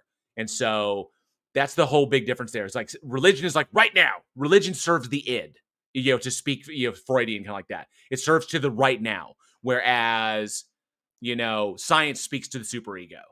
It's kind of like, this is what we can know. Which I always think, religion's always about the right now. Oh, I want it now. So it serves two fundamentally different purposes. And when they're at cross odds, if the religion's in power, then those who are seeking truth or those who are really going for truth are going to be the ones first on the chopping block. So Galileo, he was put under house arrest for the rest of his life, but there, like 30 years before him, there's a scientist called Giordano Bruno, and he was burned alive for saying it. I guess, do you feel like in Bruno's scenario, he should have just denounced it and then kept living, or do you feel like his death could have possibly led to Galileo making, Bruno's death might have been the foothold to allow Galileo to make more progress? If I could just say on this channel, we don't talk about Bruno. I'm just kidding. Continue. I think when it comes down to that, because what Bruno himself knew what he was talking about was true, because he had evidence to back it up. Nothing he said was going to change that truth. And I think that whether or not Bruno, at that particular point, I think if obviously none of us were there, and I can't speak to Bruno's mindset being in that scenario, okay? But if I was in that scenario, you got to recognize what's going on. One, I know I'm right. Two, because I have evidence to back myself up. Three, the church knows I'm right because the church has the same evidence I do. Regardless of what it is, I'm going to die anyway. Okay? So in that particular sense, would he be willing to die for the truth? Would you be willing to die for the truth? That comes down to I think that comes down to personally, because Bruno's fate was sealed regardless. Okay? If there's like unlike the Columbine scenario, I hate to bring that up again, her fate was not necessarily sealed. Not necessarily. We can't say 100% that her fate was sealed, but Bruno's fate was sealed. He was gonna die regardless. Whatever he said, it's kind of like when like when inquisitors were hunting witches. How do you prove you're not a witch? Like when they're dunking him in the water. It's like, if you're not a witch, you'll drown and go to heaven. But if you are a witch, you'll save yourself, and then we'll burn you at the stake, and you'll die anyway. It's a Morton's fork. It's heads I win, tails you lose kind of scenario. In that situation, he was dead anyway. So what would be the point of, so I can say in his mind, as a scientist, as someone advocating for truth, what would be the point of damaging the truth just to save his own life when he was going to die anyway? Whether or not he dies or not, it's still going to be true. And the church will have to contend with that truth regardless. So I think that really comes down to kind of like the personal thing, if whatever he valued, because I'm pretty sure he was dead anyway. And I think he knew that. Yeah. Boy, though, this thing makes me think too, like, so obviously probably shouldn't go dying for an ideology, like 99% of the time. But like, think of how many times people put other people's lives in, who killed other people just for an idea. Like, particularly, I'm thinking about the nuclear bomb and how, the narrative we're told in school is like, oh, that it saved less people, more people would have died if we didn't do that. But one narrative I heard was Russia was making progress coming towards Japan, and Japan would have put an iron curtain. I mean, Russia would have put an iron curtain over Japan, just like it did to Eastern Europe. And like, us dropping the nukes was just to make sure that the U.S. had control over Japan at the end of the war. That's possible. I mean, there's a lot of hypotheses. The one that always gets me, and Amy may agree with me, I found like a lot of people agree with me on this. The fact that before we dropped the bombs, that there was not an absolute certainty that we would not ignite the atmosphere. Wow. And cause a chain reaction. It's like the math had still, they confirmed it was an extremely low probability. Like the probability was near zero, but it wasn't zero. Okay? Like it wasn't. We now know that it is zero. Okay? Because we confirmed it. But in order to confirm that, we had to do it first. And the fact that the United States government was willing to drop these bombs in our atmosphere with the near zero chance, but not zero chance, that we could ignite the atmosphere and literally flash fry the entire planet in a chain reaction that ignited the atmosphere, that was a willing goal. It was like, yep, that is an acceptable standard to win this war. And I'm like, that's the mentality there. That's scary. That's scary to me. Indeed. I think it fucked with Oppenheimer too. I think it really did. Yeah, or like, you look at 9/11. After the fact, the Taliban offered. They said, "Hey, if you don't invade us, we'll just hand over Osama bin Laden to Saudi Arabia, who's your ally." And Saudi Arabia has the death penalty, so they would have put Osama bin Laden on trial and they would have killed him. But instead of doing that, of course, we decided to invade because we want to be like, oh, America, we're the best. But the thing is, we didn't find Osama bin Laden until like 10 years afterward. Like, we had no leads on where he was at. And the only reason we found him is because in a satellite photo, they saw a tall guy on the roof in Pakistan. Like, that could be him. And then they went in and they got him. Like, we only got him out of luck. But we did this whole thing just because we like revenge, and America likes to be the big dog and feel like they're on top of everybody. Well, comes down to it, like you said, it wild and wacky. But do you have anything else? Because I want to make sure that we get to some other people. People got their hands up. They've had them up for a while. Because I think this is a good spot. Do you have anything else, real quick? I just had a question about Uh-huh. the Theist Helpline. When did you say it was, and what exactly is it?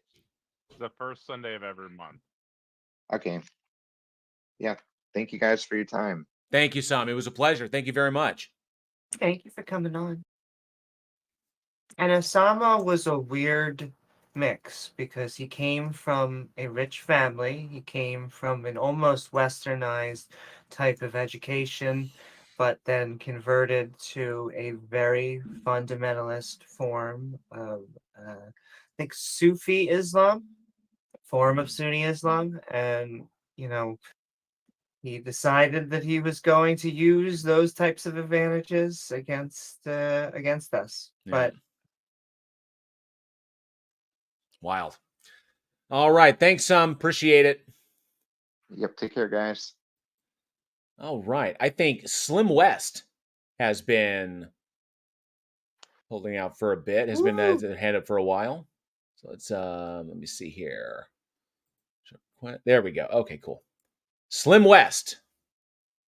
I know you've had your hand up for a while, so let's bring you up.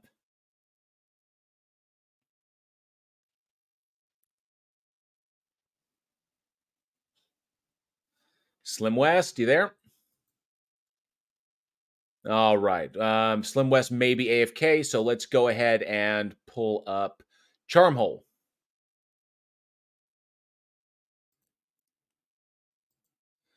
And we can come back to Slim West when they're up. Charmhole, you got you muted right now. If you want to speak. Looks like he's server muted. Oh, goodness. Oh, there we go. Don't There we make go. me regret that, Charmhole. Hey, what's up? Nah, it must have been. I honestly have no idea. I haven't been on the server in like days. Anyway, hello, hey everybody. Just for clarification, because I've seen this around a few times, but you said you get together as atheists every Sunday, and you don't hear my music, do you? No, it's good. You sound good. Okay, all right, cool. So you self-proclaimed atheists, and you seem to be talking a lot about, like, or at least what I've seen is nitpicking religion. Have you thought about trying to homogenize atheism? Like, say, I think, because I've gone through the motions. I grew up Protestant, became atheist, or internet atheist at least, and then just as an excuse to sin a whole bunch. And now I'm coming back around now that I've been reading numerology, Hegel, the Luz, Engels. I haven't done any Marx yet, but after reading, and I used to read Jung too, like a few years ago.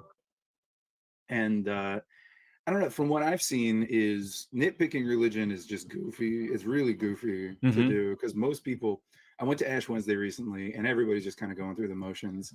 And I know that because it was a Catholic mass, but if I was, like, say, Muslim, or if I didn't know the difference between Protestantism and Catholicism, I actually wouldn't have been able to tell a difference. It was so similar, it might as well have been the same, right? Okay, now we can hear your music. Sorry. Okay, let me turn it down a little bit here. But while you're doing that, can I just ask, go ahead. when you mean nitpick religion, we believe, or at least I know I believe, that they can't all be right, but they can all be wrong. And so to nitpick just means, to me, to go through the religions and just show why they're silly, why people shouldn't believe them. And so I think that leads to a more intellectually satisfying life. The biggest issue so you're pro nitpick is what I'm well, it's not so matter of nitpicking. It's like we can look at individual arguments and we can say that this particular, we can look at the individual claims as well. So so a person who believes a thing makes a claim, and we can examine that claim.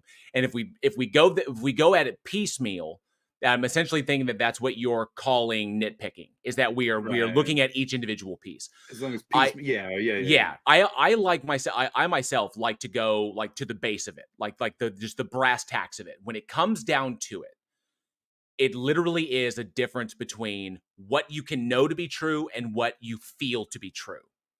Okay? So, which is why if you go back all the way to the ancient Greeks, there's a reason why there are two different words for this. There's gnosis and there's pistis. Okay? Even the ancient Greeks understood there's a difference between what you can know to be true and what you feel to be true. That what you know and that what you feel. And that pistis, or what we now call faith, is where that comes from.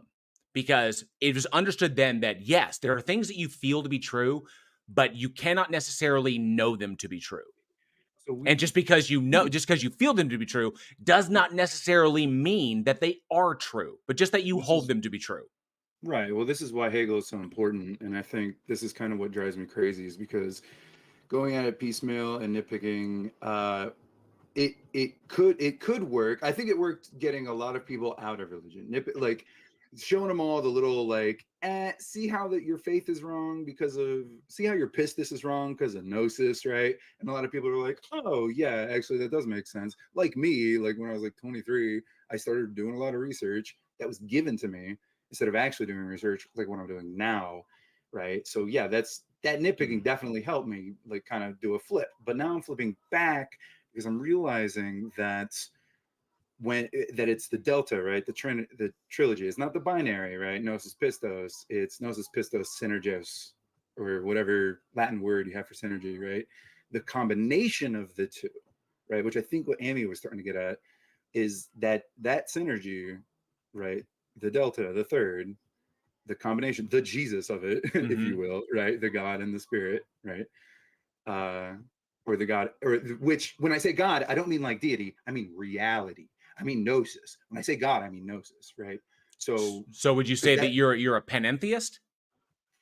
I don't know what that means. Essentially that the universe is equivalent, that God is equivalent to the universe. God is equivalent to the universe, is what you said? Yeah. Okay. Basically the universe and the God are ostensibly interchangeable. I think so, because from what the reason why I started flipping was because I read a really incredible book about the mythology of numbers. And it really hammered home. It literally starts at 1, right? Well, actually, technically it starts at 0. And then it goes, right? 1, 2, 3, 4. And every single number, what she did was she took every known folklore from the entire world. We're talking from Aztecs to Persians, right? And said this is exactly what they believed of this number, as far as we can tell, right? And from the ancient civilizations to now, right, what have they changed into, right? Where at least, like the 1960s when she wrote it. So what was really interesting was that, what'd you call it? Panentheism? Panentheism. Panentheism. Panentheism, yeah. Pan being multiple, panentheism. Right. So yeah, basically the universe is God. Universe is God. Okay. Yeah. All right. Because a pantheist would be multiple gods. Would be right, like pantheon. Right. You got it. Okay. You got it. Yeah. Yeah. So thanks for that word. No problem. Yeah. So one of that things is she really hammered home was truly an ancient religion. Religion was a proto-science, and pretty much until Jesus and a few other people like too, another like figureheads like Moses and such, and of course Muhammad. There's just a direct subconscious understanding of, or acceptance rather, of panentheism, because they're so dependent on the number 1 and 2 and 3 as inherent to everything, right? It's like, how do you prove that you have 5 oranges, right? Well, you got to count them. Well, how do you count them, right? What numbers do you use? Okay, well, Germans use notches. 5 lemons, notch, 5 notches, right? It's you can see that and go, okay, now that you're creating the faith, the 5 is the faith, right? You're saying I have faith that those are 5, and I have to continue to believe that I got 5 apples. And I know I'm changing fruit here. I like there's okay. So looking at that, so essentially this book, I haven't read myself. I hadn't heard of it until you mentioned it. That this individual is pointing out that there is a commonality amongst humans, that we all basically what you're referring to is a system of quantification. And that human beings quantify things, and that system of quantification appears to be universal amongst humans. Is that humans all, regardless of the culture, whether it came up independently or whether it was an offshoot of another culture, that we all come to concepts of quantification in the world. This is why Hegel is so important, right? But he really shows just how that quantification is pistos. Right. Okay. So, but here's the problem: is that evidence that a God entity exists, in that form, or is that evidence that For human pantheism? beings? Well, no, Yes. yeah. Is it evidence For of any? pantheism, Yeah, definitely. is it evidence of a god existing, or is it evidence that human beings, being the same species, all reason similarly? Similarly enough to have this privileged conversation. Right. Okay. So at least we know that human beings, being of the same species and, being subject to the same environmental pressures that led to us to where we are today, we all reason very similarly. Now, we know from evolution and that evolution in kind of a sense truth tracks, because evolution is basically about survival of the population. Okay. Ultimately, it's not what works the best, it's just what works. But that's Okay. also just human related. Well, I mean, no, Because we're on top of the food all chain, and well, right? And so, again, it this is all depends. very privileged information. Yeah, kind of. Well, yeah, so Well, we're kind of at the again, top. It's you take a human being and you take them out of their norm and you stick them in the middle of the wilderness. They're not going to. The odds of their survival are slim. So we're at the top of the food chain because of our What technology, because of wilderness? our brains. But when it comes to, I I don't asked want my to. father, Well, and he hang said on, there are Charm. no- Hang Okay, on, go Charm. I ahead. don't want to get off of that, but the All whole right. point is that human beings reason very similarly because evolution, in a sense, truth tracks. Evolution goes for the genes, positively selects for the genes that enable survival, the best odds for survival in a population. So That's if still the pistos, population is though. to survive, That's then still it. pistos. Well, hang on. For the population to survive, okay, those individuals are able, to survive. You need to be able to navigate your environment correctly, or coherently speaking. Can I ask one question? Yeah, go ahead, Amy. Sorry. Just because it annoys me. I know it is a tangent, and that's what they normally want. But if you were in the water and it was you versus the shark, who do you think would win? I'd punch a shark in the nose. I'd win. Really? Come on, Yeah, man. or if he was really big, I would guide him away from me. Oh, okay. They're incredibly Shark fast. If I whisperer. know it's coming, because do you know how sharks work? They're incredibly fast. I mean, if you want to ask a goofy or a metaphor, okay, I don't know, right? It seems like you guys are trying to prove evolution and Well, hang on a and second. disprove God or No, something. no. I want to get back to the foundation. Yes, Charm. I'm trying to get there. Go ahead. So the whole point is that we know that is what we can know. Evolution is true. Evolution is demonstrable. We know it to be true. That evolution, in a sense, truth tracks. Those individuals that can navigate their environments more successfully than other individuals have a greater likelihood of passing on their genes. So those individuals who can coherently navigate their environments have better survival chances. All right. So So this is those who synergy. can, well, hang on. So those who cannot are the ones that die off. All right. Sure. So we know that human beings, by virtue of evolution, by virtue that we are the same species, all reason very similarly because those are the genes that were positively selected by nature in order to continue moving on. All right. Now, it doesn't always work out 100% because it's not perfect, because evolution doesn't go for what works best. It just goes for what works. Okay. So whatever happens to get you to the next generation is what works. And so there we have it. That's all the evidence we have, that human beings reason similarly. So we understand that humans culturally will come up with similar ideas that are informed by their experiences and their collective environments that may have similarities but are not identical. Okay? Or offshoot ones where you have one group leaving a mother group, a parent group, like you have an offshoot, like a daughter group leaving a parent group and moving to another area and coming up with new ideas on their own that have trace connections to the previous culture. Okay? Or you have the Mesoamericans coming up differently, but there's similarities there. But that's only because human beings reason similarly, because we all evolved the same way in the same population. There's not evidence to link to anything extant or anything that exists outside of reality or anything that is metaphysically true about reality. Okay? Or even justification to call the universe a god. But we do. Hegel But figured it out. no, we That's what I'm do, saying. You but it's haven't not. talked We about do, him but it's at not. all. We Like, do. I brought up. We do, but it's not justified. Okay, We so do, but it's not justified. Is the problem? How isn't it? One, you just justified your own synthesis, your own panentheism is evolution. No, Your no. delta, There's your evidence. third There's is evidence of evolution. that. Yes. No, Because, charm, like you said, charm, gnosis, pistos, no, and charm, then the third, charm. the I do not delta. want to See, have you to don't mute wanna you, go dude. three. Charm, I don't want to have to mute you. Okay. The whole point is that it's what we have evidence for and what conclusions are justified from the evidence. Okay. And How the do you know bag. it's evidence? What do you mean? How do I know it's evidence? How do you know it's evidence? How do you know? How do you have such faith in your evidence? I don't have faith in the evidence. I have confidence in the evidence because How do you have confidence? because if evidence is correct, this comes down to comes down to predictive modeling.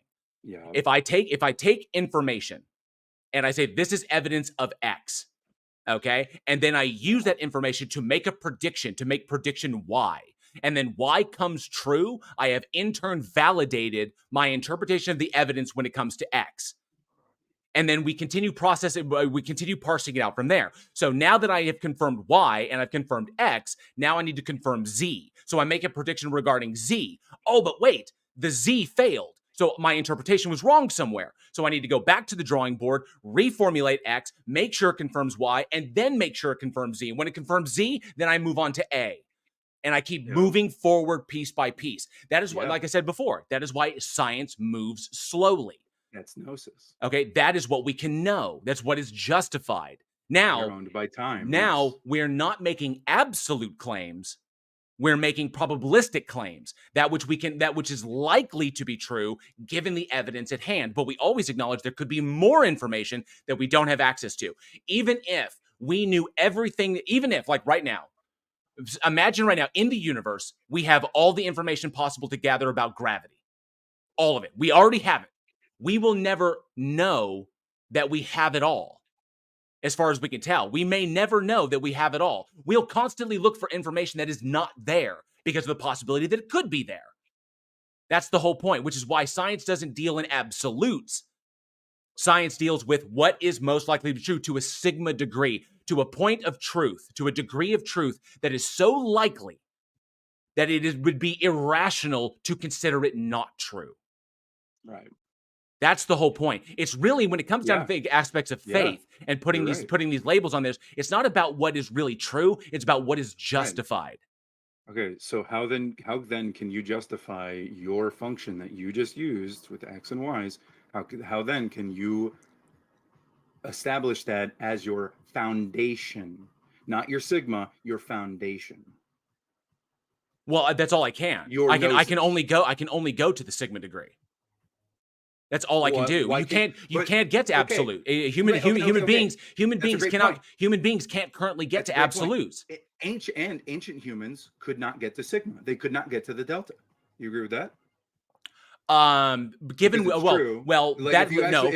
level changes. That level changes depending upon what they have access to. And it has, because before, like, you have to think about what do we know is the highest number today, and what did they know is the highest number in ancient human history, right? In ancient humans, we got pretty high. We got 10 to the 64th power. They knew that we could exponentialize, so to speak. They knew that they could multiply multiples, right? They knew that. They figured it out. Pythagoreans, they understood it, right? However, they couldn't multiply the multiple multiples, right? As in exponentiality. We now know that the highest number, as far as infinity goes, or rather the speed of numbers, is 10 to the 100th power to the 10th power. Now that is known as Aleph 0. That is the highest number that we know officially, right? And when I say officially, we say this is gnosis. Through what you said, those functions that you used as your own foundation for the sigma, for the delta, for the synthesis, right? So too have we found now that Aleph 0, that first infinity, that actual true set of numbers. So by using your own function, what you tried to say is, I absolutely agree with you. Yes, exactly. The ancient humans did exactly that, but they couldn't quite get it. They were like, we need something else. We got a binary, we need something else. And that's what it was. It was the trinary and then the quadary or the quintenary, right? It's the next dimension. It's unironically, it's the next dimension. How does that of not boil? thinking, But how does that thinking of not boil? reality. How does that not boil down to an appeal to emotion? How does that not boil down to what? To Sorry, an cut appeal out. to an appeal to emotion. We feel that we need something more, so we invent something to fill that gap. We invent because we invented and then we grew upon that invention. But Like, did we and need we it? Did it? continue to. But did it give us anything new and new It information about the predicted it, universe? yes. No, well, Yes. no. It's predicted the universe, and the universe continues to be proven true time and time and time and time again. But does the concept, or not? I'm saying that what my conclusion is that the unification idea that you're coming up with is nothing more than humans recognizing that we all reason similarly.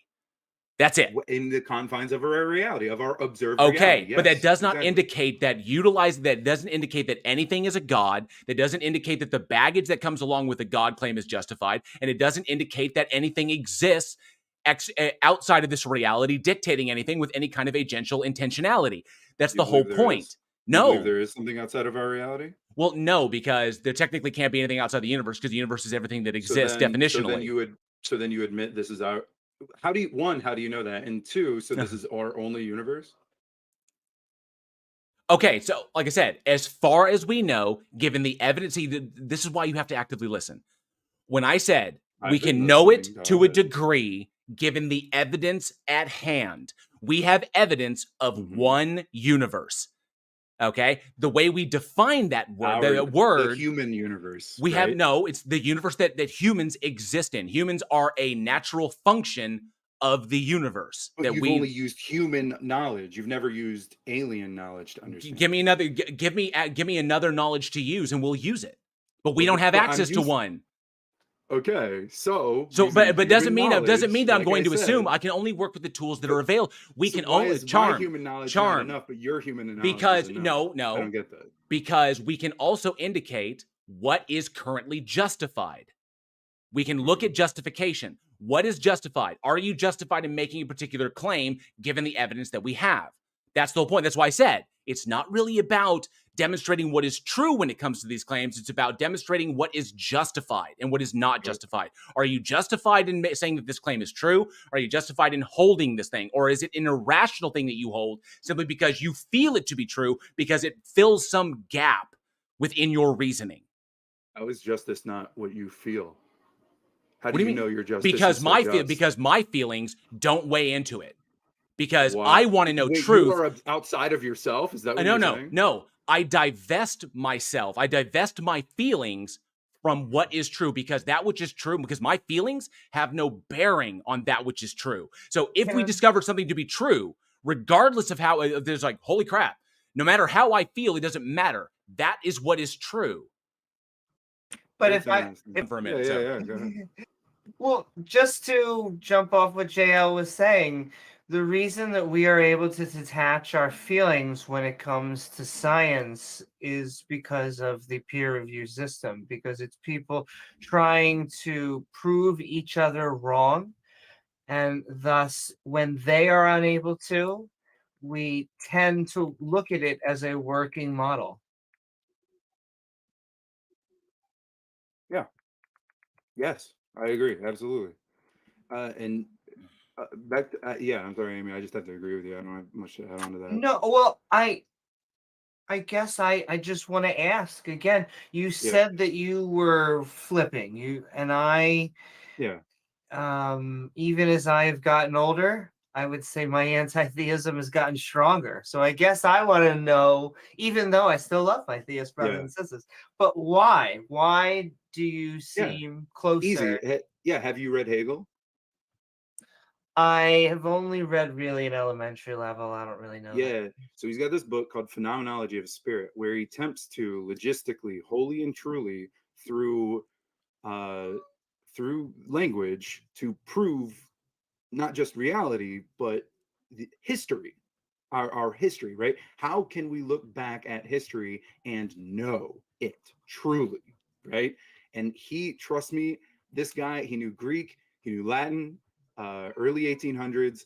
The German scientist and philosopher, he knew exactly what he was talking about. I'm reading his biography, and it's honestly incredible. He's very privileged, but he knew he was, and he was a smart ass. But if you read his stuff, it's not like jokes at all. It's some of the most redundant thing I've ever seen, but it has to be redundant in order to prove not just reality, but the spirit, the world spirit or history of reality, right? And then we can get to this, so that way JL can know that he can divest and sublimate his own consciousness to understand, truly be as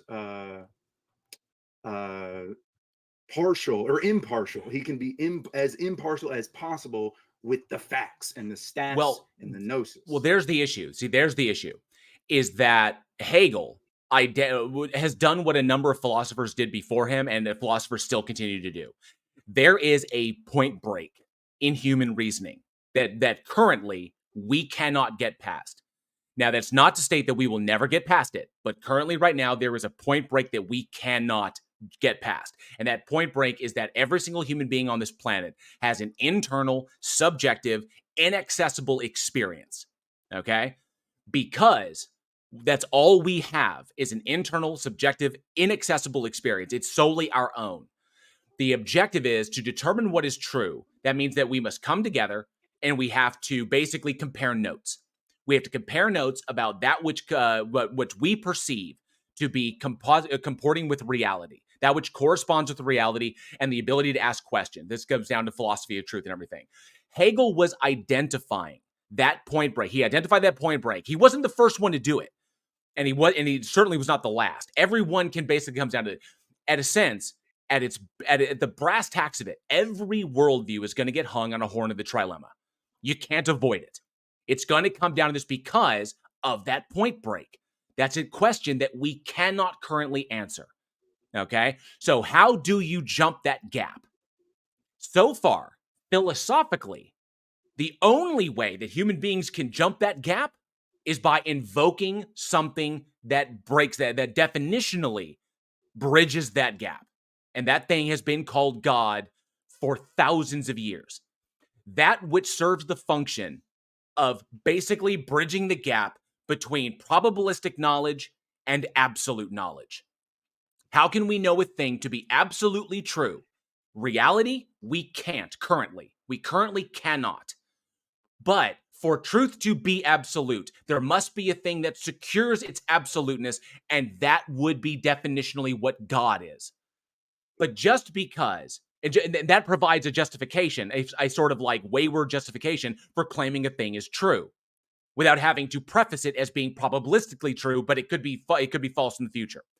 The whole point of that is just to escape the uncertainty of human existence. That's all that is.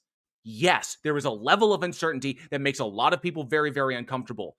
That yes, you can't know anything absolutely. That's the problem. You can only know it to a probabilistic degree. A very, very high probabilistic degree, but it's probabilistic nonetheless. There could be more information that changes in the future, but that's okay. That's the search. That's the journey. For Hegel, that didn't work. You needed something to bridge that gap, and that's what Hegel was doing.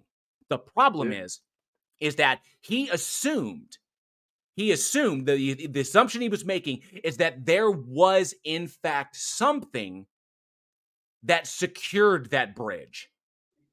When in fact, you cannot demonstrate that there is anything. The fact of the reality may in fact be that uncertainty will always be there. And the question is, can you be okay with that? In fact, we get a lot of presuppositionalists who push us on this and say, listen, if you can't know something for 100% certainty, you actually do not know anything at all. And I think that we should reject that. I think the actual honest position is to say that we're 99% sure. I get worried when people tell me that they're 110% sure of anything. I checked my wallet. Yeah. So, thanks again for doing this. Absolutely. By the way. I really want to focus how you said comparing notes, Mm-hmm. right? You said we rise above and we compare notes. Okay. So another note I took while listening to you talk about that is you continually used you gave some information and then you use negatives. You have a whole lot of negatives. And I want you, because I've listened in before, I've been here a few times, a lot. I keep hearing nihil, negative, What do you mean? Nietzsche. I, this is simply an observation. I did some science. I listened to you with my ears, and overall, I've heard a general negativity coming out, and negative verbiage, negative words, negative nouns, right? And especially in your own Point Break, which I assume is your own. I don't know if somebody else, some other philosopher came up with the Point Break, but you said internal, subjective, inaccessible. Mm-hmm. Now, correct me if I'm wrong, but those are three negative terms, right? No, they're descriptors. They're descriptors. Basically, inaccessible it's certainly is. internal. No, it just means it cannot be Well, accessed. no, instead of internal, it's internal, right? No, So it's it's no. It's internal, How do you not know this? external. Internal Right. meaning it's in my mind. It's Yep, in my so- mind. and It's mine. zero Okay, so is it's also internal. negative. It's not external. It's internal. Just means it's in my own mind. Inaccessible just means it's not accessible by other people. Okay. I'm the only one that can. I'm the only one that can access my mind. You're the only one that can access your mind. You're not though, because we Really? have this thing called talking and No. listening. And Yeah, but no. comparing notes. That's true. But we And can do that. No, we comparing can notes. do that. But If you were saying we stop. can't do Charm. that, then why Charm. compare Charm. notes? Go Stop. ahead. Yeah, no, Charm. go ahead. Stop. Yeah, go ahead. Yeah. You cannot access my internal subjective experience. What I am experiencing in a moment, you don't have access to. I can articulate that experience to you. Yeah. Okay. But my articulation of that experience says nothing to the truth of that experience, to the absolute truth or to the truth of that experience. And there's the possibility that I could be articulating it incorrectly, which is why we compare notes, which is why we have bodies of people that come together to find the common ground.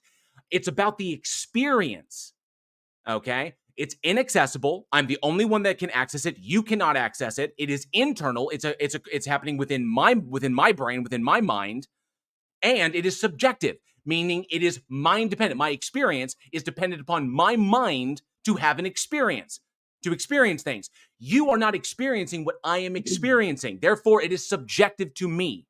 Okay. That's all it is. These are not these are not negatives. Would be external. Yeah. Okay, so let me use your science. So according to my subjective, internal, and inaccessibleness,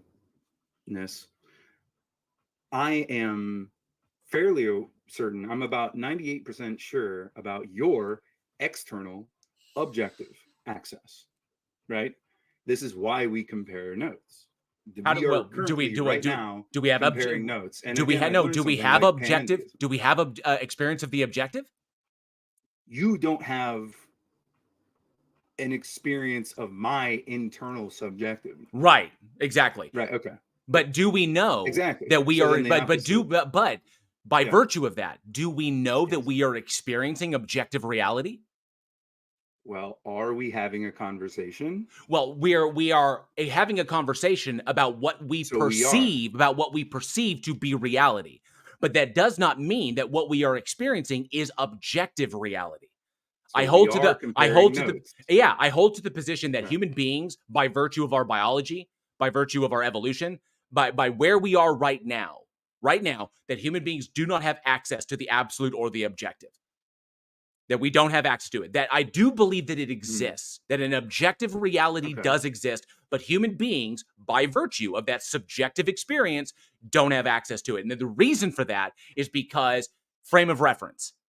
Okay? You take two people looking at the same phenomena from two different angles, they'll both come away with two separate experiences. They both saw the same thing, but two different things. Frame of reference means everything. So which is why we have mathematics. Okay. Allows us through functions to understand exactly how it can be both at the same time. As far as we have, given the evidence that we currently have access to. This is why the equal sign is so powerful, because it is universal. The equal sign is truly universal. It's quite an incredible symbol if you really think about it. Two dashes, what does that mean, right? Truly, like actually, what does it mean, right? Well, it means a connection, obvious, of some kind, right? It means that, well, so okay, so let's break it down. Equal to. So you absolutely, you at least 98%, according as far as my subjective internalness, I'm saying, and I'm attempting to let you know, right, that it seems like you are admitting we are having a conversation, and many conversations have taken place in order for us to get here. And you seem excited to know the next one. So if we can then be 98% sure of reality, of gnosis, why focus on the negative and attempting to disprove it, right?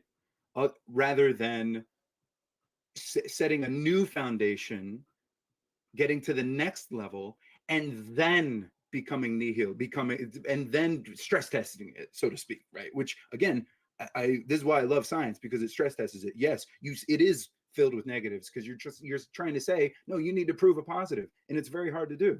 It is very tough to do, but we've done it. I think you meant prove a negative. Prove a negative, prove a positive. That, there's false negatives, there's proof positives. This is why the queer community is so strong today. Truly, I believe this, because a lot of them are coders, and when you code, you understand very quickly through logic gates that sometimes yes doesn't just mean no, it means no and yes, but then no, right? It flips. There's a lot of flips and switches. These are inherent to higher numbers, and not just numbers, but symbols in between those numbers. It's very important. So if I just want to leave here today with somebody to be a little wiser, focus on the numbers. Focus on how we know these numbers to be true, right? How is 1 1? How is 2 2? Right? From what I read is that they're mostly not just Babylonian, but more Indian. And when I say Indian, I mean Asian Indian, right? And a little bit German, and a little Greek, right? And so Greek and Indian kind of fused together, and we all kind of know these numbers to be true, right? But not just the numbers, also the symbols. Very interesting stuff. How do we know these to be true? Very, very takes a long time. And if I have to say that God is time or God is reality, and that's panentheism, and that motivates me to keep going, I suggest y'all do the same. Read some Hegel, because phenomenology of spirit's one of the best things. But there it is. It's what you just said. Yeah. That motivates me to keep going. Yeah. It automatically motivates me. My internal. But you need that to you need that to motivate. Is waking up every day. Yeah, but right? you need that. But you need a concept that you can't demonstrate exists in order to motivate you to keep going. Yeah, it's how automatic it is. Again, you admitted we are having a conversation. So through that admission, I'm using my bias, my 98% bias, to affirm that, right, as reality. But why continue? And then tomorrow I may even reference. But I don't want to jump off. I don't want to jump off. Why is that something that you need in order to motivate your own life? Because it wouldn't be happening otherwise. Is this happening? Is this conversation happening? As far as we can tell, yes. Because this is the importance of Hegel, and more importantly, Deleuze, because he did. You said smarter people have come after him. They have. His name is Deleuze, or Deleuze, right? French philosopher. He's got a book. It's called Schizophrenia and Capitalism. Highly recommend it. So that right there, right, is I missed it. I went back. Hegel. Oh, that's right. Okay. It's how do I know I need it? Because it happened, right? Thus, the future predicts the past. It's a very hard concept to get around, but it's how science works. It is how you are so sure we are having a conversation. Okay. So some interesting topics in there. I think we spent a fair amount of time on this. So yeah, thank you so much. I do appreciate it, Charm. Yeah, it's a good conversation. Yeah, have a good one, homie. And thank you, recorded that little our little clip here. I don't know if you guys are recording, but I'm just letting you know. I stopped recording now. But I did record that just for my own personal sake. But I'm just letting you know I did. So if you want it, go ahead and DM me. Yeah, awesome, cool. Yeah, it's on my channel as well. So this is I'm live streaming to my my YouTube channel. Yeah, as we speak. Can we get some links to that in like side chat or something? Or yeah, absolutely. Yeah. Yeah. Thank you. Thank you, bud. Appreciate it. Thank you, Charm. All right, got a couple hands up. Do we want to check on Slim West again and see if they're available? Otherwise, I saw MS Treat had their hand up. Or if somebody else wants to put their hand up, whatever you got questions about, or Otherwise, we can check with Slim West, see if Slim West is available. Slim West, you there? Wait a minute. Oh, There you go. Yeah, so the last time it didn't actually ask me to come up. Okay, perfect. So yeah, everybody can hear me. I just wanted to state that I've never seen Point Break, the 1991 film starring Keanu Reeves. So I'm having a big confusion as far as why some conservatives, and again, this may be the wrong format to ask, but why some conservatives and why some in the atheist community are not able to compare, from what I kind of see as something pretty obvious, that the rights of the gay community should be similar to the rights of the trans community.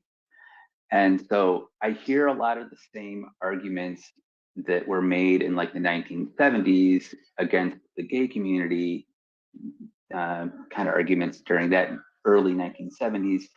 And now I'm hearing the same arguments against the trans community today. So I'm trying to figure out like what I'm missing. Well, I could tell you in my just armchair opinion, which is we as liberals and LGBTQ people, because that's not really the same thing, but the people that were fighting for the LGBTQ, we've gotten a lot of our rights within the past few years. And in my opinion, the right has been shopping, so to speak. They've been seeing, does this issue work? Does this issue work? And what they have found is a really good emotional issue is the trans issue. They think that it is going to be able to get them to say, which is their favorite saying, someone, please save the women and children. Now, they don't give up about either of those groups. In fact, if you ask them, well, okay, do you support abortion rights? Do you support rights for giving, homeless children and helping them get into, better programs or whatever? If you ask them any of these questions, no, they don't really. If you ask them even about, hey, should we pay people more within women's sports? Please tell me your favorite, player, and we'll figure out how to get more money to them. They seem to not care. And so I think failure on their part is that although it seems to resonate on like a top level, like, oh my, they makes good slogans like, you think a man can get pregnant and things like this. They kind of, in my view, have uproared a dragon, a lion, whatever you'd like, and abortion is going to dominate I think. And so, the short and long, they've been looking for a new issue, and it seems to resonate. I don't know if it's going to work. Yeah, then I'm not crazy then. I thank you. Go ahead. No, as a cis bisexual male, what I've seen is a repetition of, it's basically the same old argument. Back in the 80s, when HIV when the AIDS pandemic was starting to come up, was really starting to get, people were becoming more socially aware of it. Back when it was called GRID, when it was called gay-related immunodeficiency disease, there was the idea that the homosexual community or the LGBTQ community was the reason why AIDS was spreading, when in fact that was not the case. Is that there is always something that certain individuals will try to prop up as that is tangentially related, but they'll say that that's the source of the problem. So, like, for example, this whole argument against the various arguments against the trans community, like to justify stripping them of their rights or reducing their access, whatever it might be, is just the same thing. Whatever arguments they have, there's so many gross arguments that they come up with. Someone in my live chat, Aaron Reese, stated that this whole thing, like men dressing up as women to sneak into restrooms, that's a red herring. That's essentially looking at it as kind of like gays are spreading the AIDS virus. Okay. So no, it's just, but it's all smokescreen. It's all it is. It's taking, or if you take like the trans sports issue or whatever happens to be the issue, it's the same crap. It is one group that has a specific ideology about what designates men and women, and then fundamentally being unwilling to alter that position about dictating people's identities, dictating people's roles in our society. That this is what they want to work. This is what works. This is what I believe in. We need to make this the status quo. When recognized, and then just like with the civil rights movement, just like with the gay rights movement, just like with the trans rights movement that's going on currently, we see this time and time again. The same arguments, the same bullshit arguments were made against blacks back in the 60s, against immigrants during around the 1900s. Same free of all those Irish are coming in and blah blah blah. All those potatoes.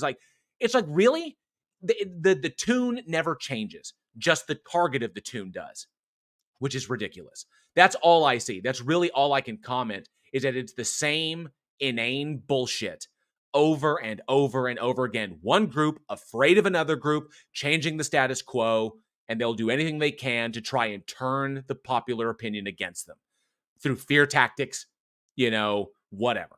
That's all I see. Same crap.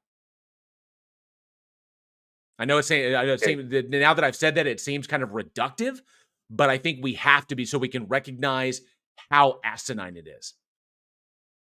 Yeah. So I'm not crazy, and it does what both of you are saying is it's that's what I'm seeing as well. Yeah.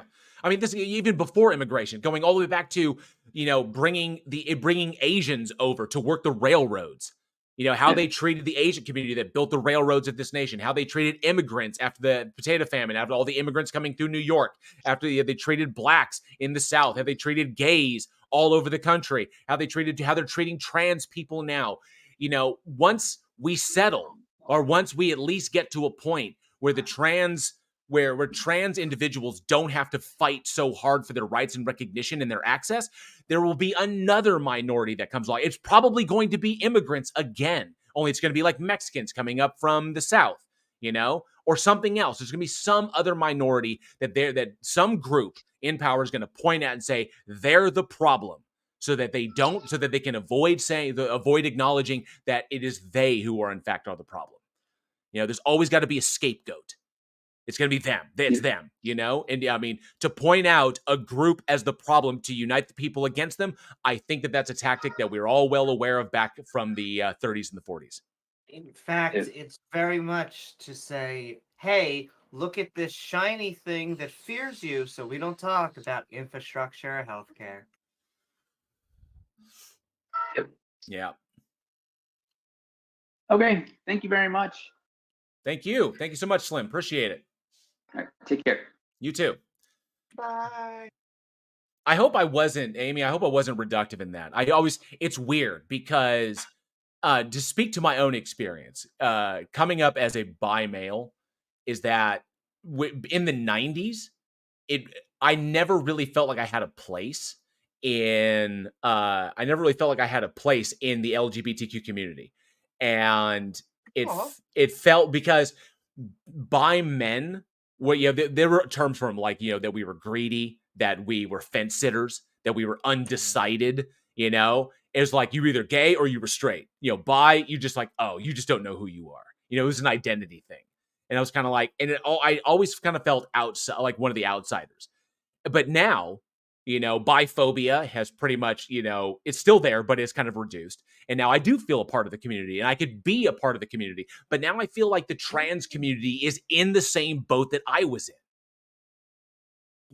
I would agree with you, because I always see some, I shouldn't say always see, I hang out with some, or I debate some people that are in some circles, but they try and say, oh, we're going to cut off the T of LGBT and things like that. But I do think that it is a time thing, that we are in the spotlight right now, just like you were saying. It was probably almost within order. It was women. and minorities, and then it was gays, Oh, I and totally left. then I did totally left guys, women out of and my analogy. Women, immigrants, blacks. Just exactly, people of color. And then, right now, what's weird to me is it feels either I've been doing it for so long, and in a weird way, I have been. It's been 17 years, which is a while, but it feels like they're lingering on it because they don't realize how much it got accepted. Like they were like, weren't we calling you freaks like just a little while ago? Why? What's with all this acceptance? And so they're having such a reaction, and so they're trying to use the word of the night. They're trying to nitpick. They can't even say it politically. They have to, as a politician, basically go like, oh, we like trans people, but we don't like this subject, this subject, this subject. That's right. We have you banned from here, no books from here. And so I agree with one of your earlier points.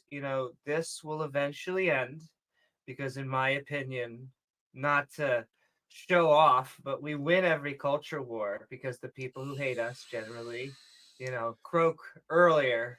And or it comes out that they are you. It comes out that I love it when that happens. It's like you hated it so much, yet you were doing it. Oh, well, yeah, and once again, everyone can be guilty of having prejudices or being wrong that we should always be, looking out for. I use wrong very specifically as a skeptic because what does it feel like to be wrong? Well, the exact same thing as being right, and so it's not until we actually learn something.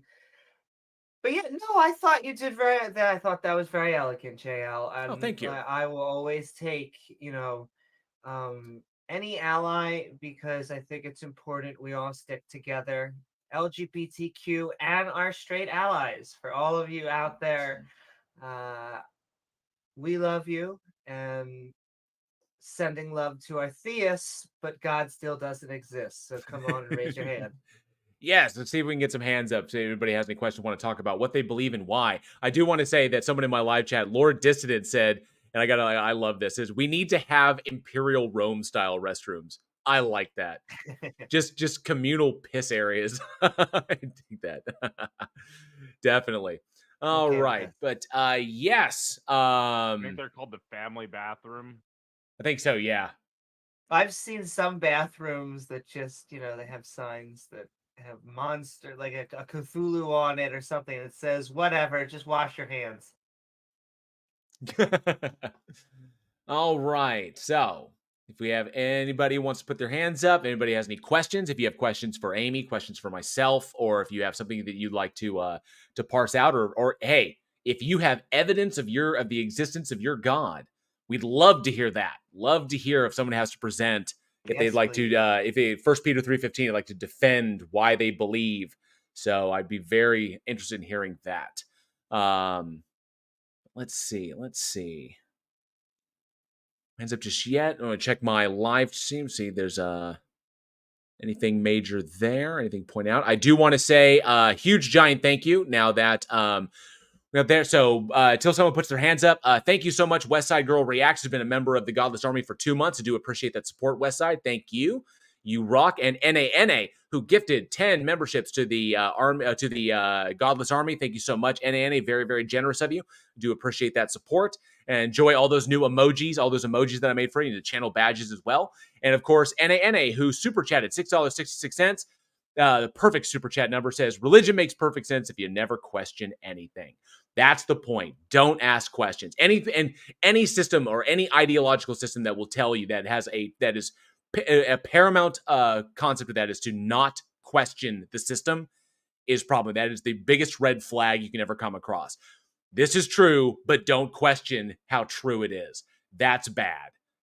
Just take it on faith. That's the worst, because faith is the worst tool to use to get to truth. But thank you very much, NA. Very, very generous. Appreciate that support, bud.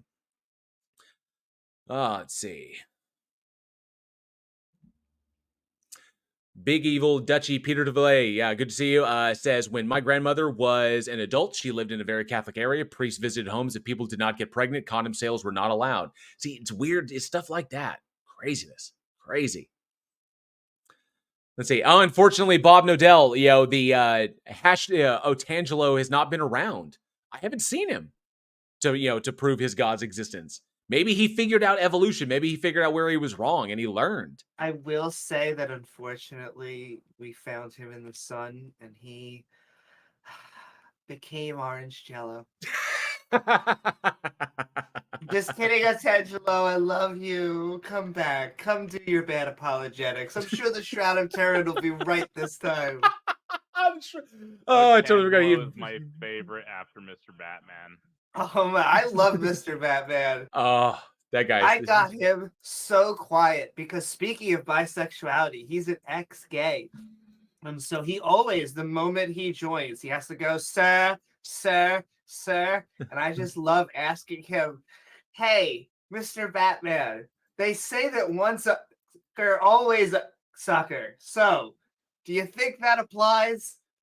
He just gets really quiet.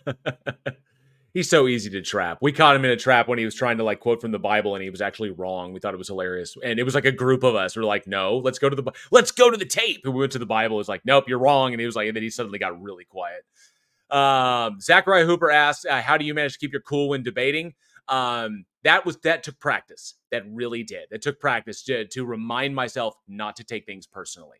Really, but it took time. I was not perfect at it before. I used to go off on my interlocutor sometimes when they were being particularly obstinate or willfully ignorant. But it took time, to get there. But we have someone with their hands up, Mickey King Jr. Please feel free. Yes, welcome. How are you, Mickey? You got yourself there, muted.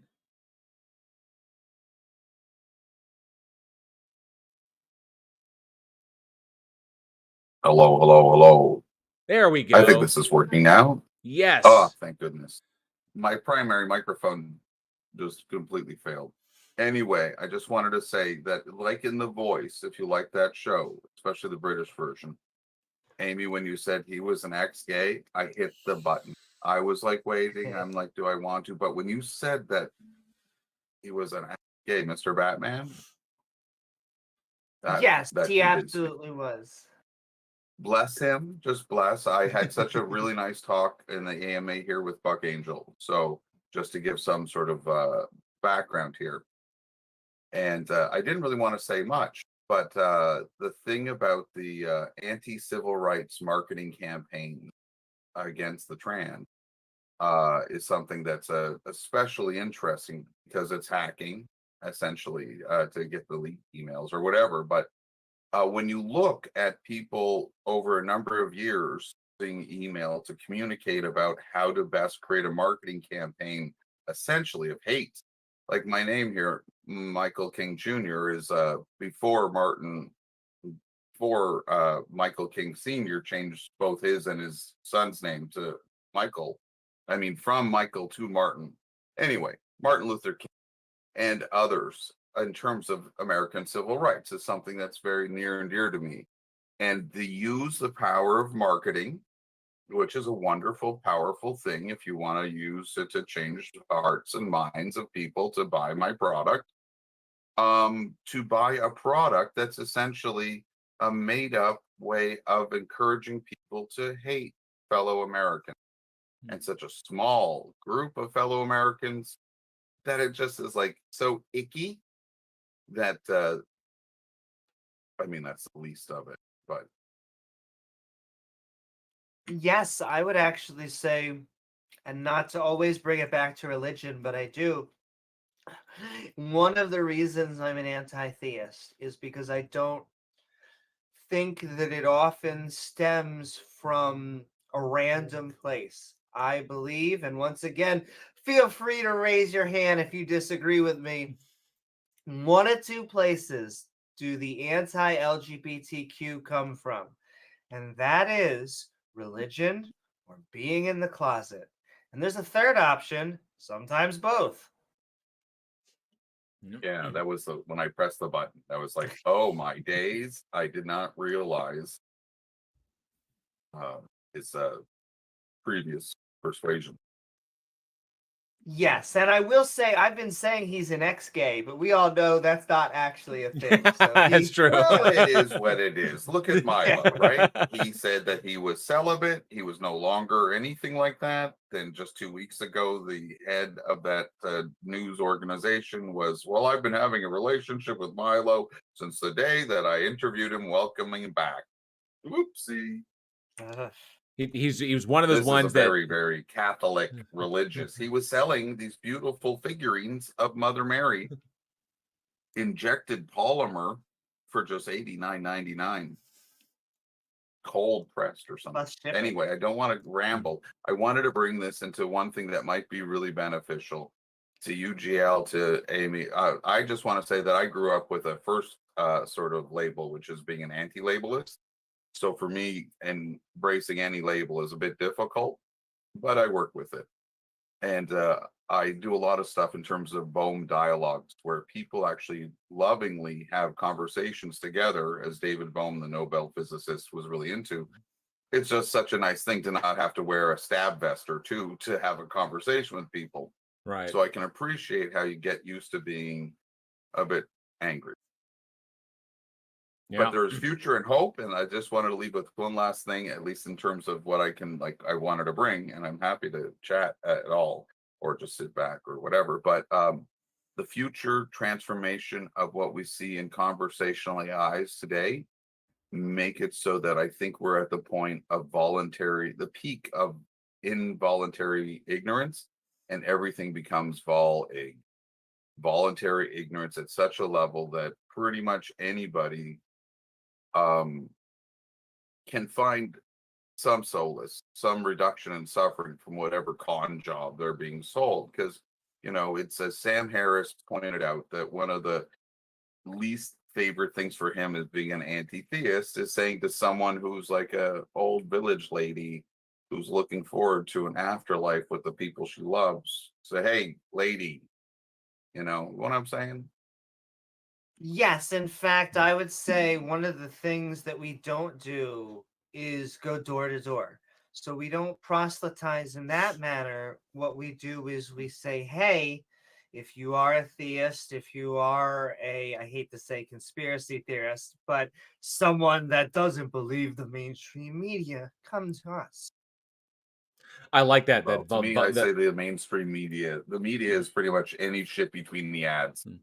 I like that voluntary The ignorance idea thing. that media is supposed to be anything useful or like honest.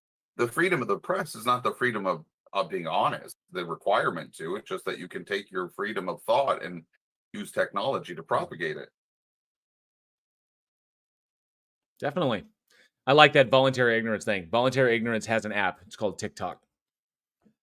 So I don't Or- know. Don't shit on everything. That's the other thing. It's so, and I appreciate, especially if you've been in the wars, essentially. I've been here in this Discord for 2 years, and I've experienced mistreatment that my partner here, mistreatment, knows, and I know so well.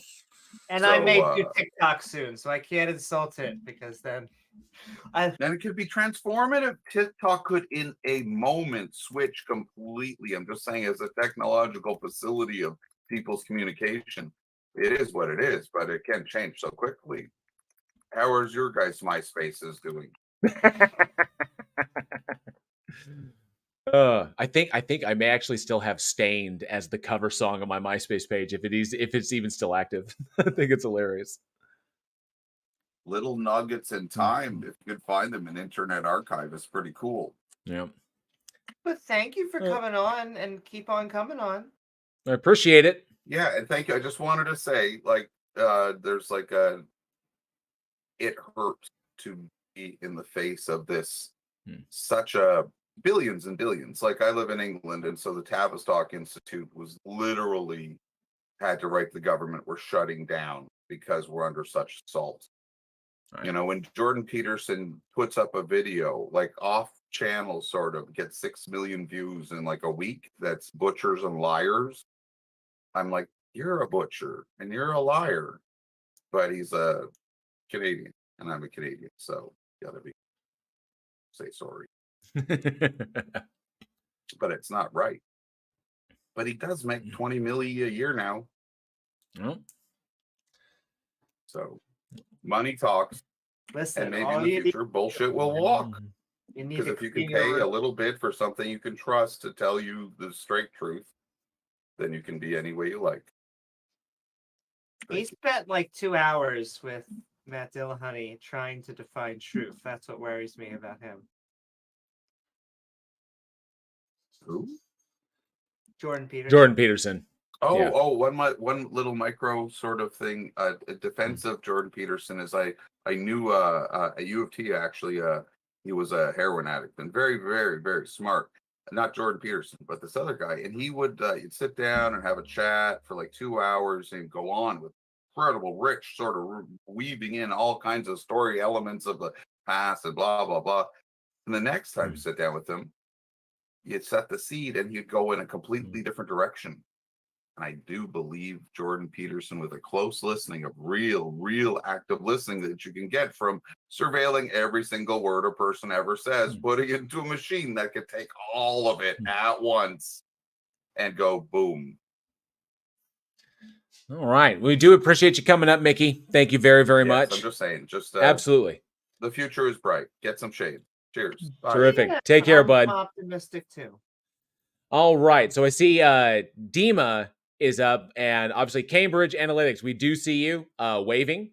So we will get you up as quick as we can. Dima had their hand up. So let's check with Dima. And if Dima is available, we'll discuss that. And then we'll move on to Cambridge. So just to make sure we have the order of it right there. So Dima.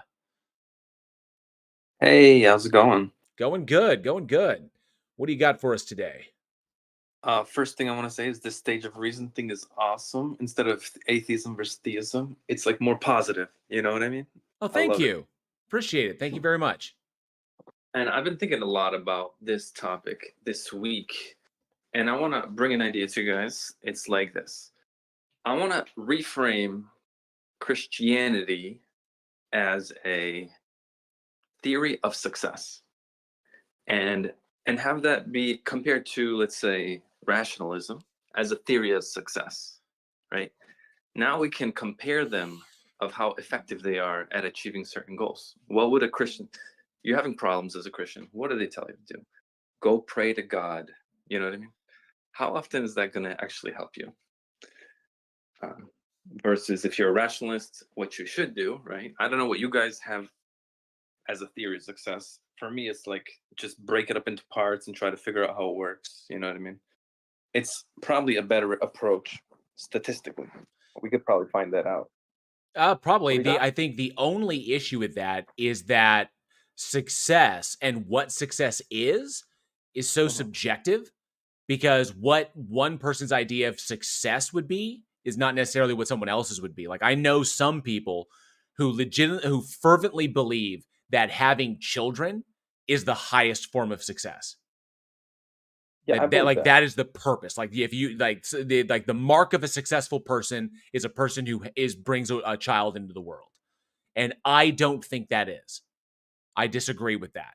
That sometimes I think it is more often than not the highest marker of an ego is bringing a child into the world, because doing it because they can or because they want to, without any kind of acknowledgement of all the things that come along with that. So I think that would be the difficult thing. So what would be? I agree with you that rationalism can help you be more successful than putting the issues off onto something else, because rationalism allows you to deal with those problems and actually solve them, instead of putting them off on someone else to either deal with later or simply to assuage your fears or your anxieties over those issues.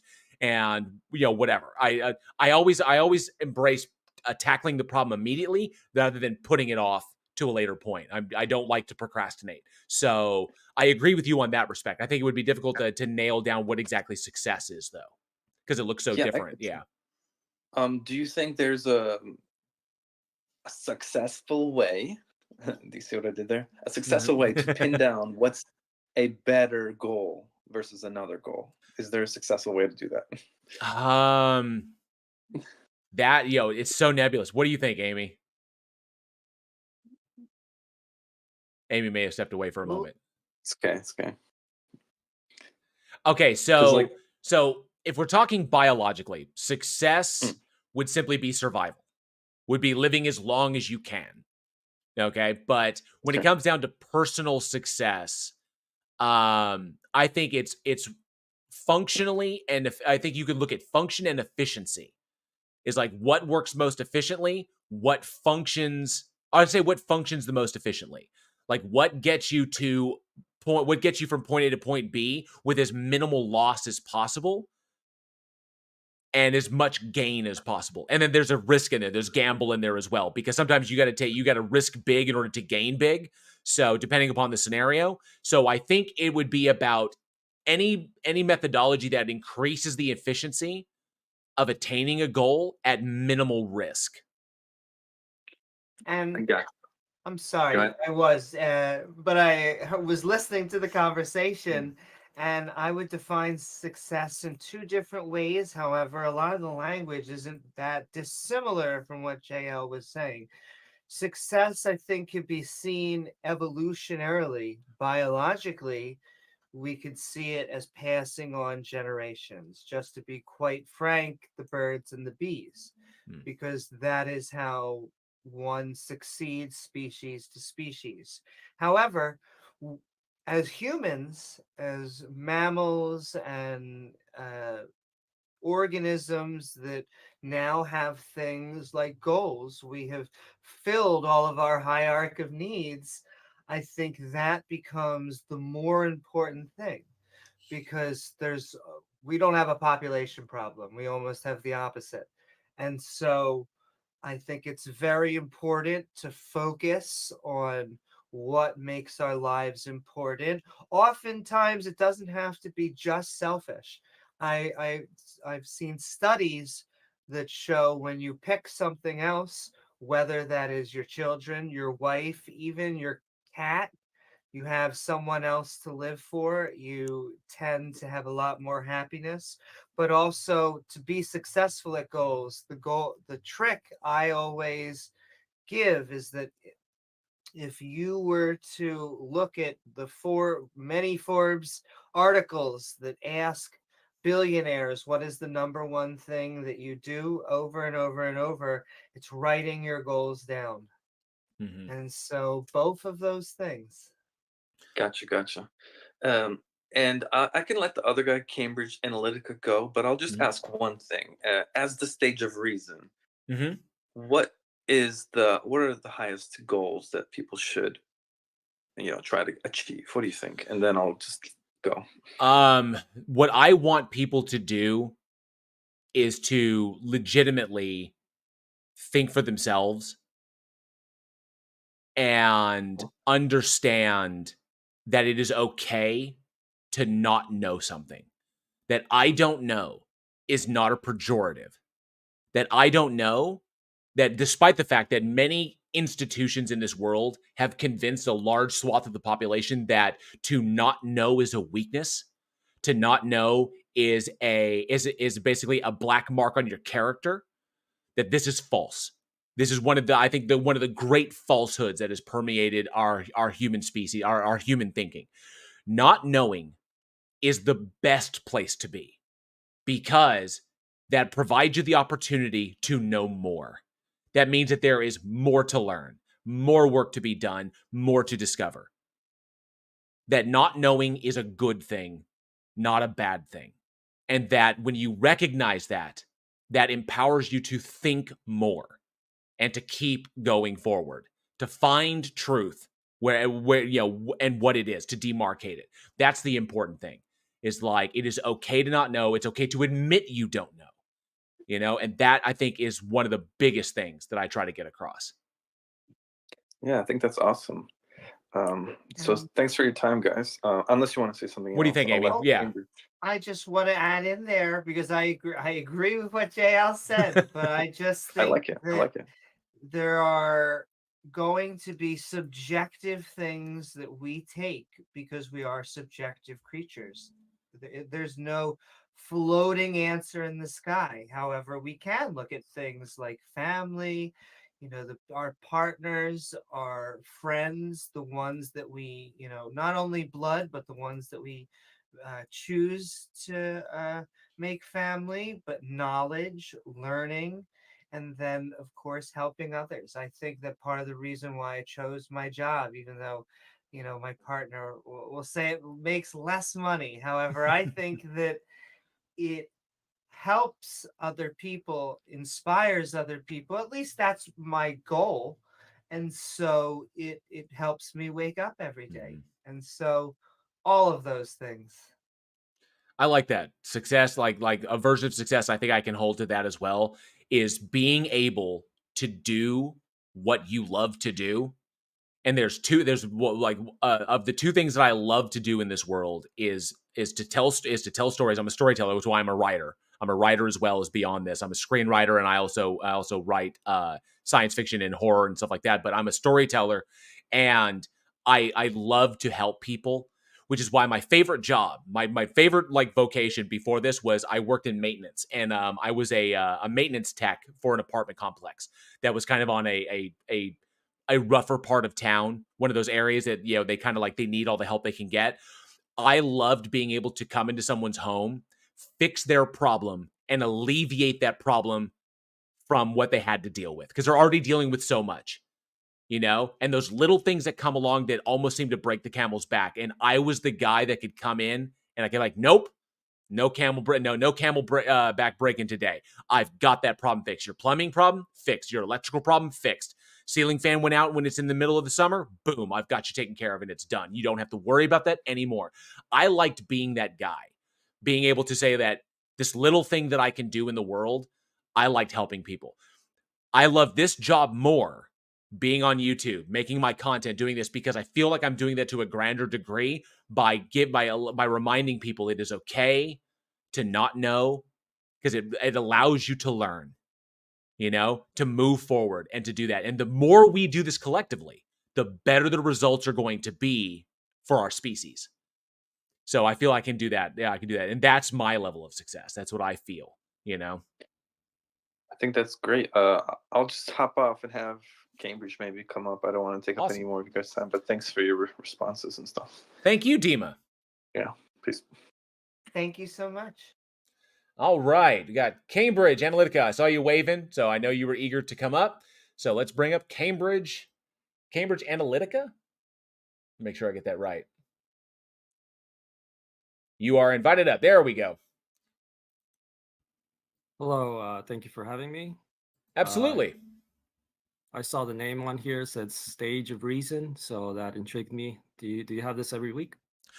This is the inaugural episode, or the inaugural stage. So we kick this off. I kick this off to kind of give another opportunity, because there's the Theist Helpline, which runs the first Sunday of every month, and then this will run the third Sunday of every month. So it's kind of like in the same vein, but just a little bit more streamlined. Smaller stage, really focusing on the guest, and to make sure that we don't that we have a really good balanced conversation. So I wanted to provide this as another opportunity for other atheists and other individuals to come up and have these chats, and for people who may not be available that first Sunday to have another opportunity to be a part of the stage. So I wanted to create that. So yeah. Cool. Will this be on YouTube, or it's just... It's on my channel. I don't know if Amy is streaming, but it is streamed live to my channel. Like, I'm live on my channel right now. And by the way, Amy, my chat would very much like to let you know that they all love you. So I wanted to make sure I told them. Love to them back. So, but yeah. How many viewers do you have right now?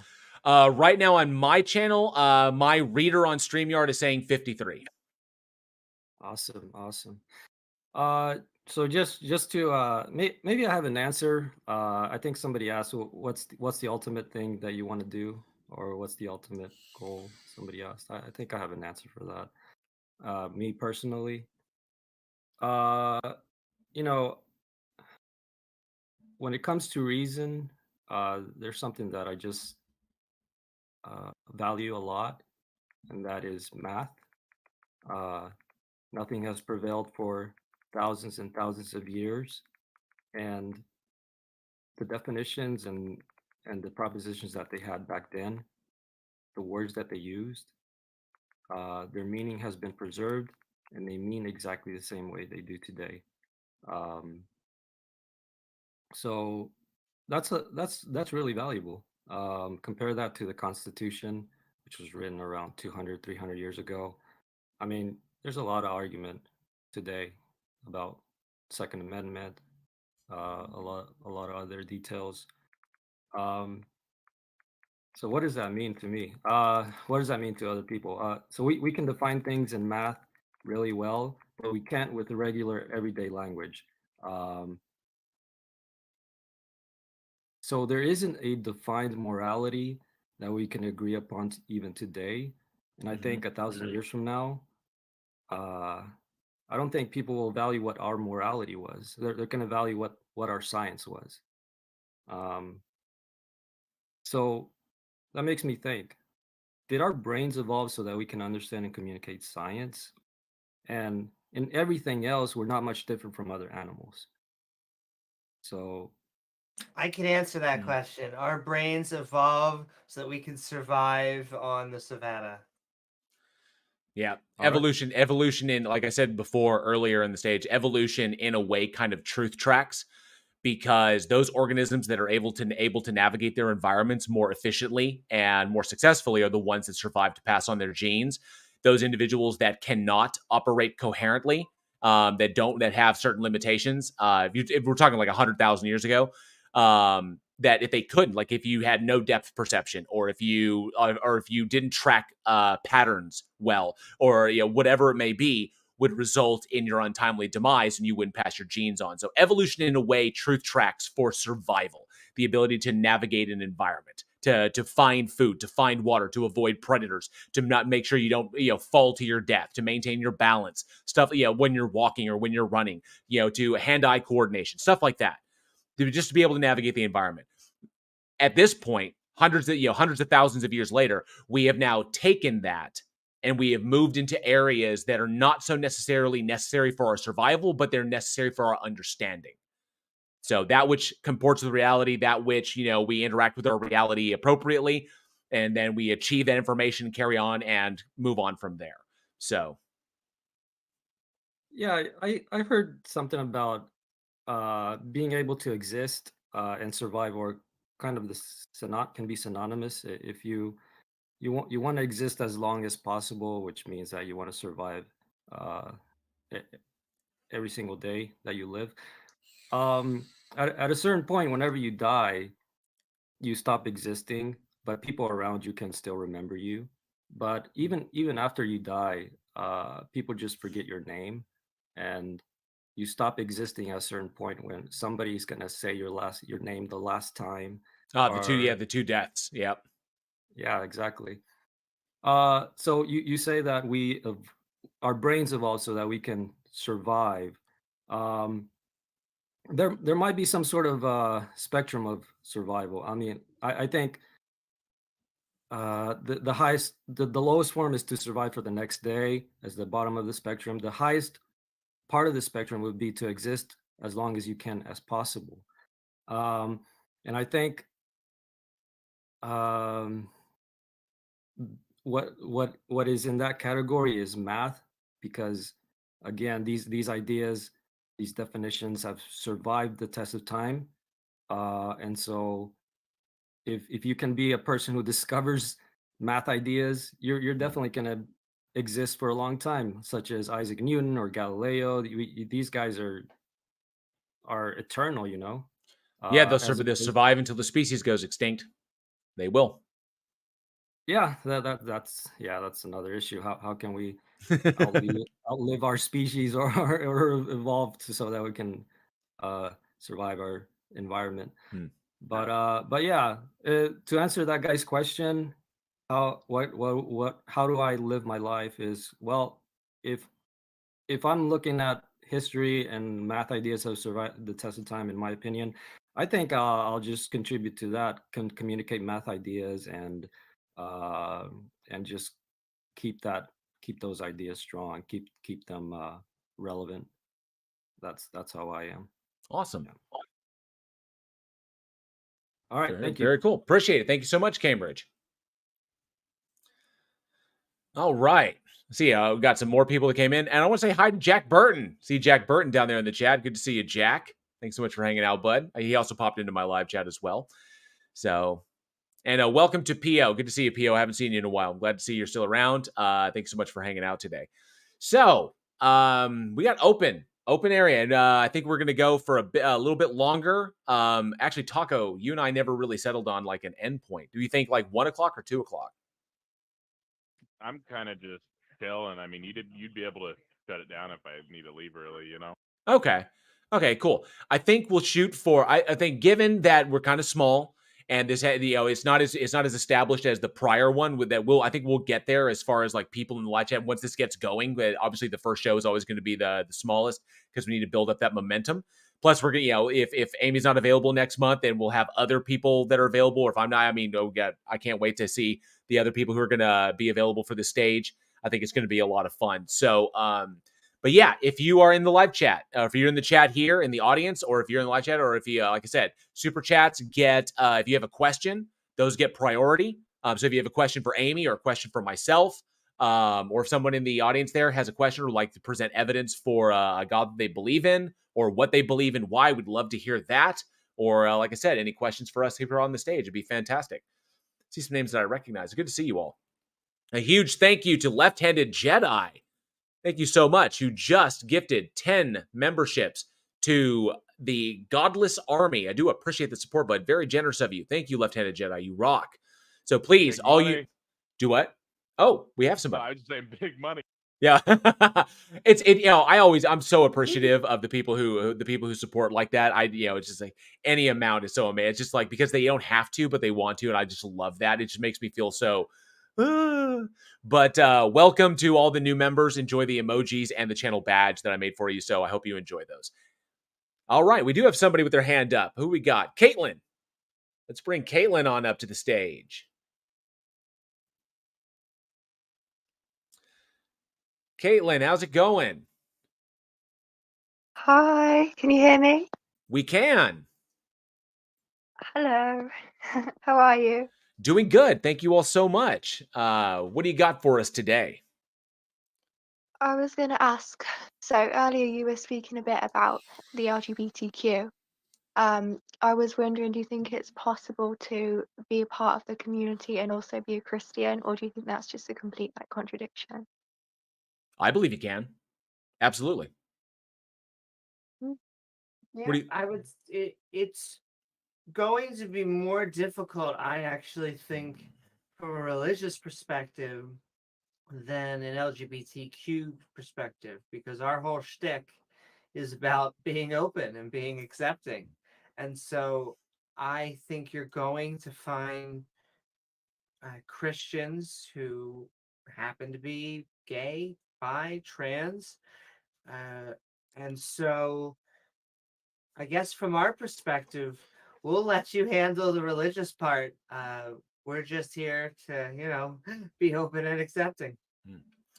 I think it comes down to it. Trans people exist.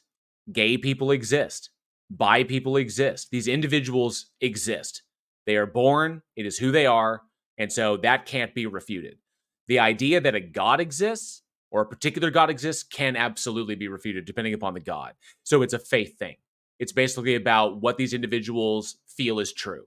And so what people feel is true and who people are should have no bearing on what an individual, like who a person is, should have no bearing on what they feel to be true. So if an individual is Christian and they are gay, these are not mutually exclusive concepts, and they shouldn't be. Inclusivity at a baseline, human beings need inclusivity to a degree to be a part of something. As far as that, human interaction is paramount to the human experience, to like literally to safe, to healthy psychological, to psychological health, to mental health. So to dictate to someone that who they are, that their identity itself, that who they are demarcates what they can and cannot believe in, or accept to be true is just ridiculous. It is beyond silly. You know, if a person is gay or trans or bi and feels a God exists and wants to express that, great. Okay, go for it. There's, obviously we'll talk about the problems with that. We'll talk about the issues with that, but what a person is has no bearing on what they believe in, or shouldn't have a bearing, especially when other people dictating that. It's ridiculous. Those rules are arbitrary and unnecessary, and they cause societal division that is unnecessary. So that's my position on that. Thank you. That's Absolutely. interesting. All it really leads to, I'm reminded of that African proverb, is that the child rejected from the village will burn it down to feel its warmth. Wow, that's dramatic. Yeah. And the point being is that those people that we deliberately ostracize for whatever reason, they will look for that. Like it's kind of like people who have been abused to the point that they've been abused or neglected to the point that the only interaction they can get, the only validation they get is through negative impulse. So they act a certain way because that's what gets them attention and acknowledgement and validation. Because because the only way they could get attention was by acting bad. Validate my existence, acknowledge that I exist and I'm a person, but nobody ever did that. The only time anybody ever looked at them was when they behaved badly. So they learn that bad behavior is what gets you acknowledged as a person. And so they get into these vicious circles of behavior, this vicious cycles of behavior. I want to be validated. I exist. I am a person. I have value. But the only way for anybody to actually acknowledge that is for me to get in their face and be a monster. And so then we validate them because now they're in our face. It's such a horrible psychological condition to be in, or that we perpetuate in our society. And so that inclusivity is why it's so important, because those individuals left outside, for lack of a better term, will burn the village down just to feel its warmth. Wow, thank you. I think that's it from me. Absolutely. Thank you for answering. That was interesting. You're welcome. Thank you for coming on. All right, that was good. Yeah, I think given that unless we get another person with their hand up, I think 1 o'clock is a good point. I think 10 to 1 is good. 10 to 1, yeah, I like those odds. I think 10 to 1 is a good stopping point. I don't think unless we get into something bigger, we may go over, is a possibility. So if we have someone in the audience who wants to raise their hand and come up and talk about what they believe and why, or if you have any questions regarding various deals, whether it's science or philosophy or politics or whatever it happens to be very, very curious. Or religion, love to hear that stuff. Tell us how you say Tom Rabbit's. It's my favorite argument from Tom Rabbit that triggers Christians. Okay. Go ahead. Very specifically, God started genderless, had no gender for thousands of years. And then eventually he came down and became a man. So what that would make, Jesus and God. I mean, it'd make them transgender. There you go. I do remember that when Tom posed that, and that got some serious blowback. That was really, really hilarious. Yeah, they're not very happy with transgender Jesus and transgender God. God was infinitely genderless until it arbitrarily decided to be male. I just think that's hilarious. And yes, it would be a male to female transgender, or it would be I guess genderless. Non-binary to male. Yes, thank you. Non-binary to male. I love that. Trans God. All right. So a huge thank you to the individuals that have come up on the stage with their questions and their comments. We love hearing from you guys.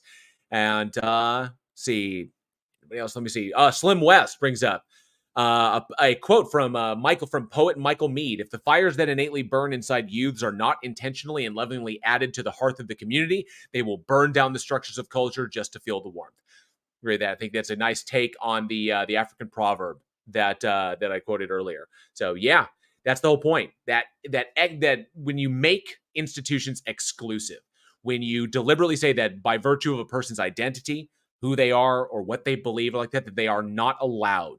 When these things happen, I understand that cliques form, people of common ideas form, echo chambers form, especially here on, here on Discord, here on social media.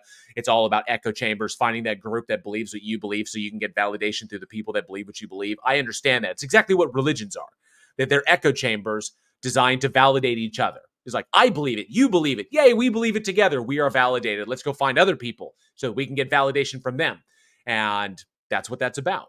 And so the whole point of it being that inclusivity is important, because not just for mental health, but also because it keeps us intellectually honest. The more voices you have, the more frames of reference you have access to. With more frames of reference, the more information you can get.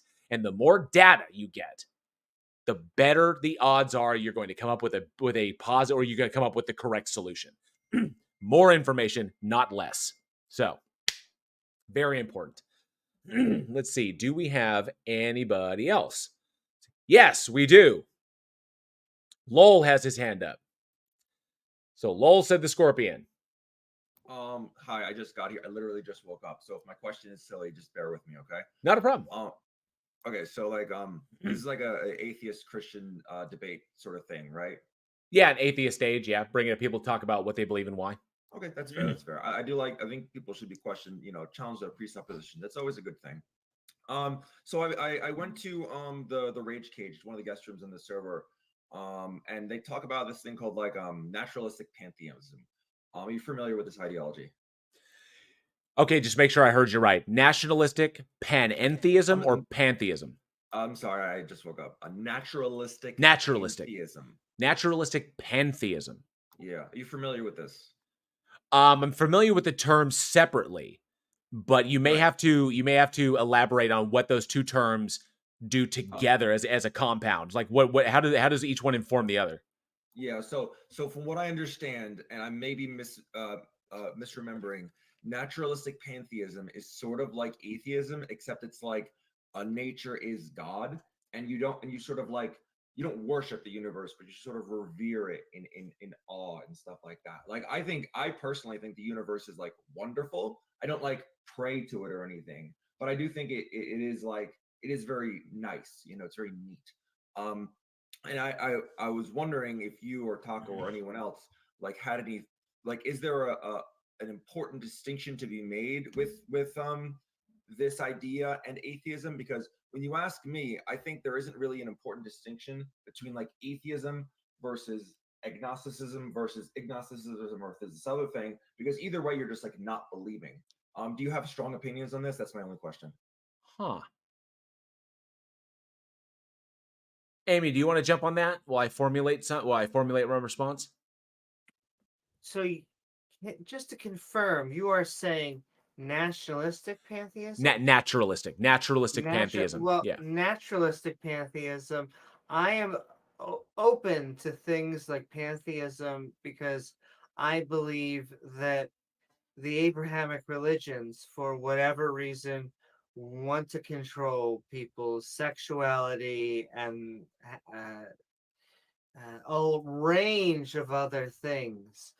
When it comes to panentheism, all of these that tend to make it very vague. The closer I think we get to deism, the less harm that I think that the religion does. Now, does that mean that there aren't pagans out there that can't separately from pantheists, pagans, or something else that can just hate us? No, they can find reasons, I'm sure, to dislike us. I just find that we mesh a little bit better as theists than the Abrahamic religions. So, go ahead. Sorry, Lowell, go ahead. So I personally identify as an atheist. I quite like the Christopher Hitchens proposition, where he put it like this. I'm going to do my best to quote him. He said, "It cannot be said that God could not exist, but rather there is no reason to start believing in the first place." And I think that's the best you're going to get. Yeah. That's probably what I ascribe to. So yeah, so first and foremost, to address the terminology, a naturalistic pantheist. I get what the terms are saying. And then someone in my live chat pointed out that those are distinct categories, which I do understand, which is why I was kind of like, how do those inform one another? Now, I get that it's kind of conveying an idea of looking at the universe in a particular way while not accepting the baggage that comes with calling it a god. I understand that, because by labeling something a god, it's going to come with obvious baggage that you're going to have to carry along with that, and I get that. So to avoid that, it's kind of looking in that kind of like that wondrous awe state. It's kind of like, wow, kind of like the Neil deGrasse Tyson, the universe is amazing, that whole kind of thing. But it's not something that you like revere or that you worship or that is any kind of like central, like a center of a culture. It's just acknowledging one's position. So I get that. I would say, while akin to atheism and recognizing that we can stand in awe of the universe itself, I think that it's always, it sounds a little extreme to use this word, it's always feels to me perilous to open that door with specific to recognize the doors that we open with specific terminology. When we say naturalism, or we say methodological naturalism, or we say physicalism or materialism, then we convey a specific idea utilizing those terms. When you use a term like naturalistic pantheism, I think while not problematic as a whole, I think for some individuals, it can open a very precarious door that could lead to magical thinking. It's not necessarily stepping through the door, but it opens that door. You know, it's kind of like, or maybe opens it just so you can peek through that door. You know, I largely agree with everything you just said. Yeah. Yeah. Okay. Thank you. I'm sorry I can't debate bro you, but like I already agree with you on like everything. So not a problem. Thank you for coming on. Thanks, Lowell. Appreciate that. All right. Yeah, I think we got a comment on that. Do what? Yeah, go ahead, Taco. So atheism typically is a response to classical theism, not pantheism. Right. It's almost an equivocation to compare the two. Can I tell you the latest insult I've been doing? Huh. I know that they call themselves classic theists, and it's about the monotheistic, omnipotent God. And hey, maybe this will draw someone on. But I like to call them now the modern theists, because they hate it. They hate anything neo, anything modern. That's the bad part. And so, you know, it used to be that the pagans were the classic theists, but, you know, they're running things now, so they like to, you know, call it like that. They're losing their grip. I like to say. In America, you know, slowly but surely, we're becoming the largest demographic. Yeah, and the further they get pushed into that corner, the more extreme they're going to become. That's the kind of unfortunate thing, is like the closer they get pushed to irrelevancy, the harder they're going to fight in order to survive, which is to be expected. That they, once a person gets pushed, once either it's a person or a group or even an ideology gets pushed to the point where it is going to fall out, it's going to fall out of favor. It's going to become, passe.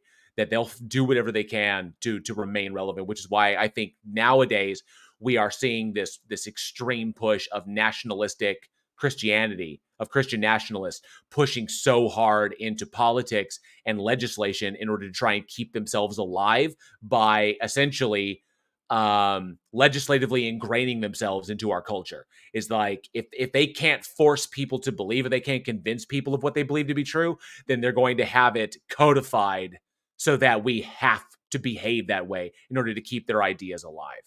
And it's scary, I think it's terrifying, because the people in power, if they do this, then it becomes law. And that's what's terrifying to me. So, but it's, like I said, it's to be expected.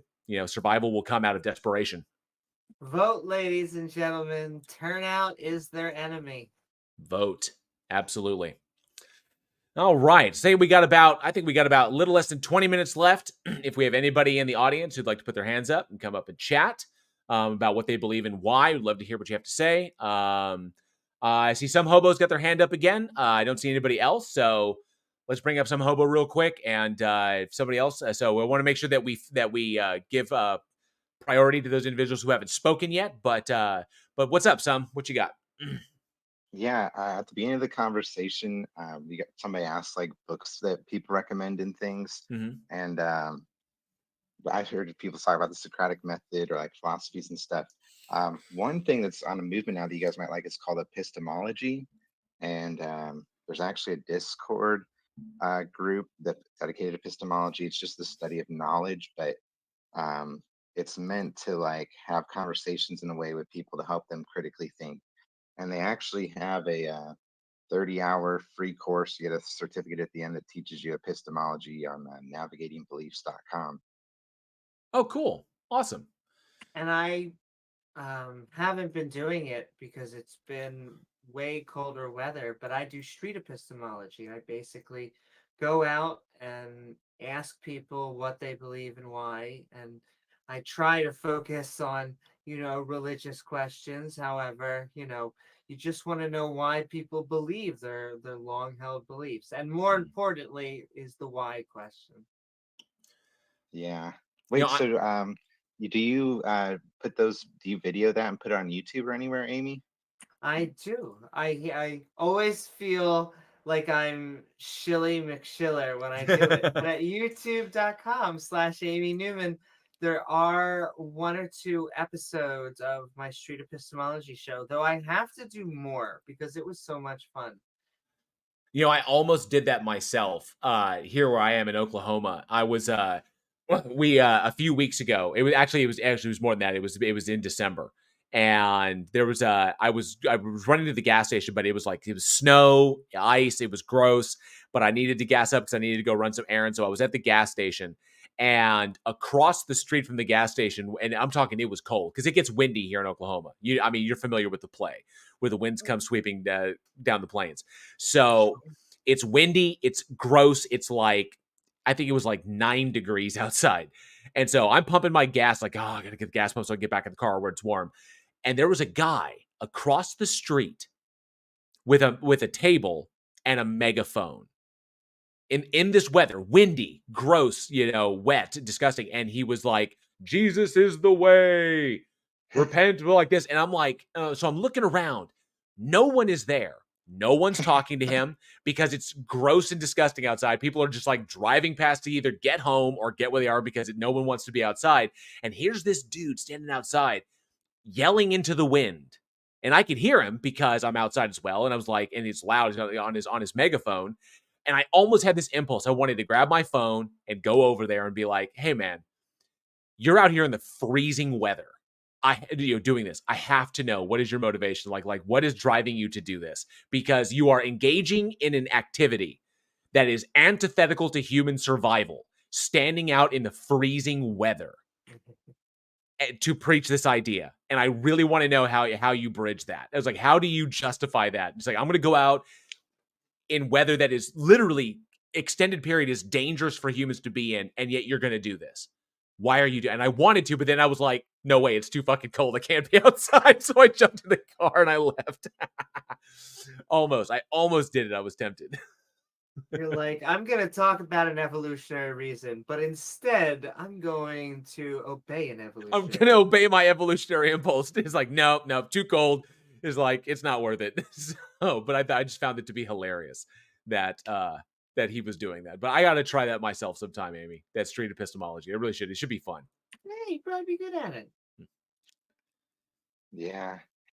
I used to be a guy who went and preached Jesus to people like at Walmart and stuff.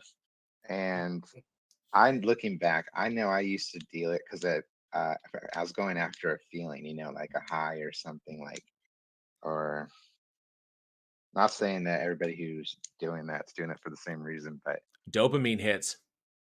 You get that dopamine going. Yep. You were like, Jesus saves, and they're like, Walmart saves a little bit more.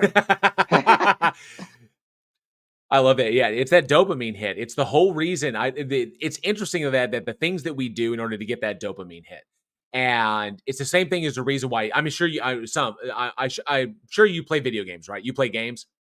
You gamer? Okay. Yeah. It's the same reason achievement systems in games work so well.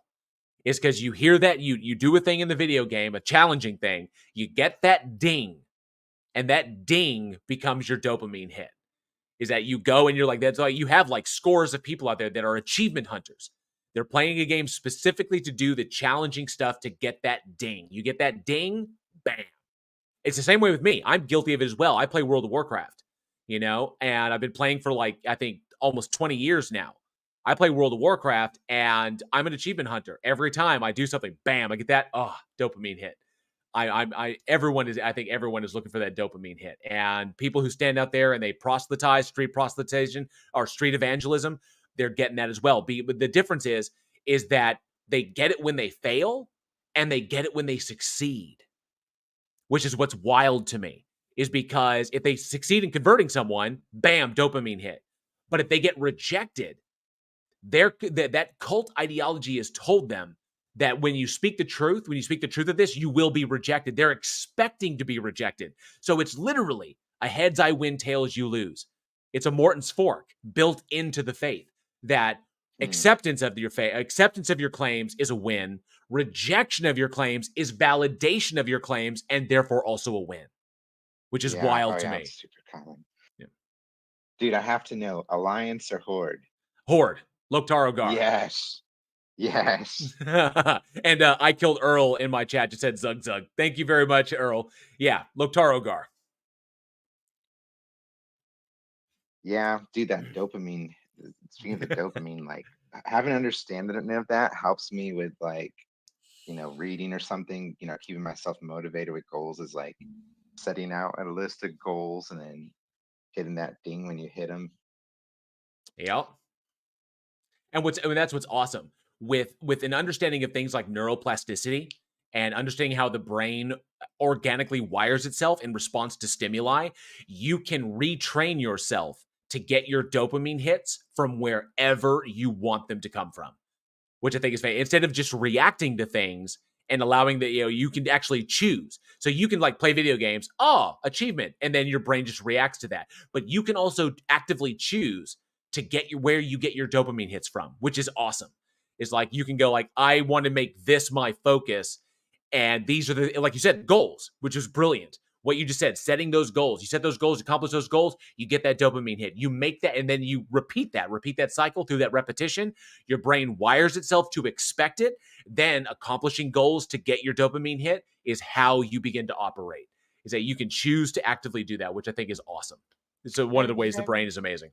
I would say, if you don't mind, Hobo, just say one last word, and then we're going to try and sneak on one more person. Sounds good. All right. I guess, one last question. Are you, so as an atheist and all the stuff we said about dopamine, are you against things like porn addiction? I myself think that anything should be, or everything should be taken in moderation. That anything can be too much. And that when it comes to addiction, it's about not what the person is addicted to, but why the addiction is taking place. Because the addiction, like the thing that they are addicted to, is filling a hole. To put it in very, very basic terms, that there's something missing, and that addiction is serving the function of filling that hole. And when a person becomes too dependent upon that, it can begin to affect their other behavior, the way they react to other things. That's where the dependency comes in. Now there is psychological addiction and there is physical addiction as well. Like if you look at alcoholics and heroin addicts and people who are addicted to drugs, there is physiological addiction there where the body becomes physically dependent upon these things. But that can also be weaned through as well. But it's so incredibly hard. Like I'm a smoker. I'm physiologically addicted to cigarettes, but I can break it. It's just very, very hard. So there's different aspects. You can address the psychological addiction or the physiological addiction. You have to address them both, So I think anything, porn, drugs, alcohol, cigarettes, religion, whatever, these can all become crutches that we become dependent upon. So we have to address, why are we dependent upon them? You know, that's where we have to get to that. So I think anything in excess, everything should be taken in moderation. That's my position on that. Sweet. Yeah.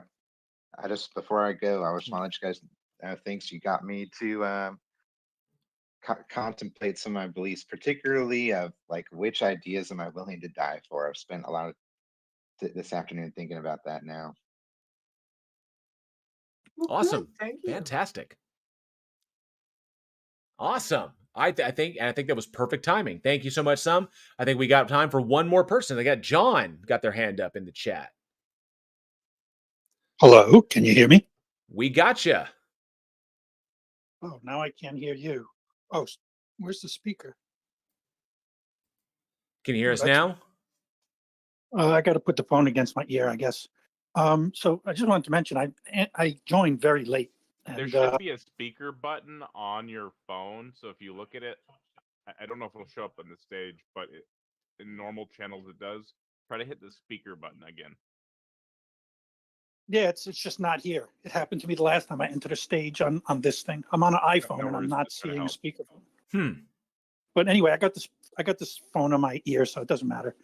So I just wanted to mention I'm late joining this, and I'm kind of sad because it just sounded like this would have been a event I would have wanted to be more of a part of.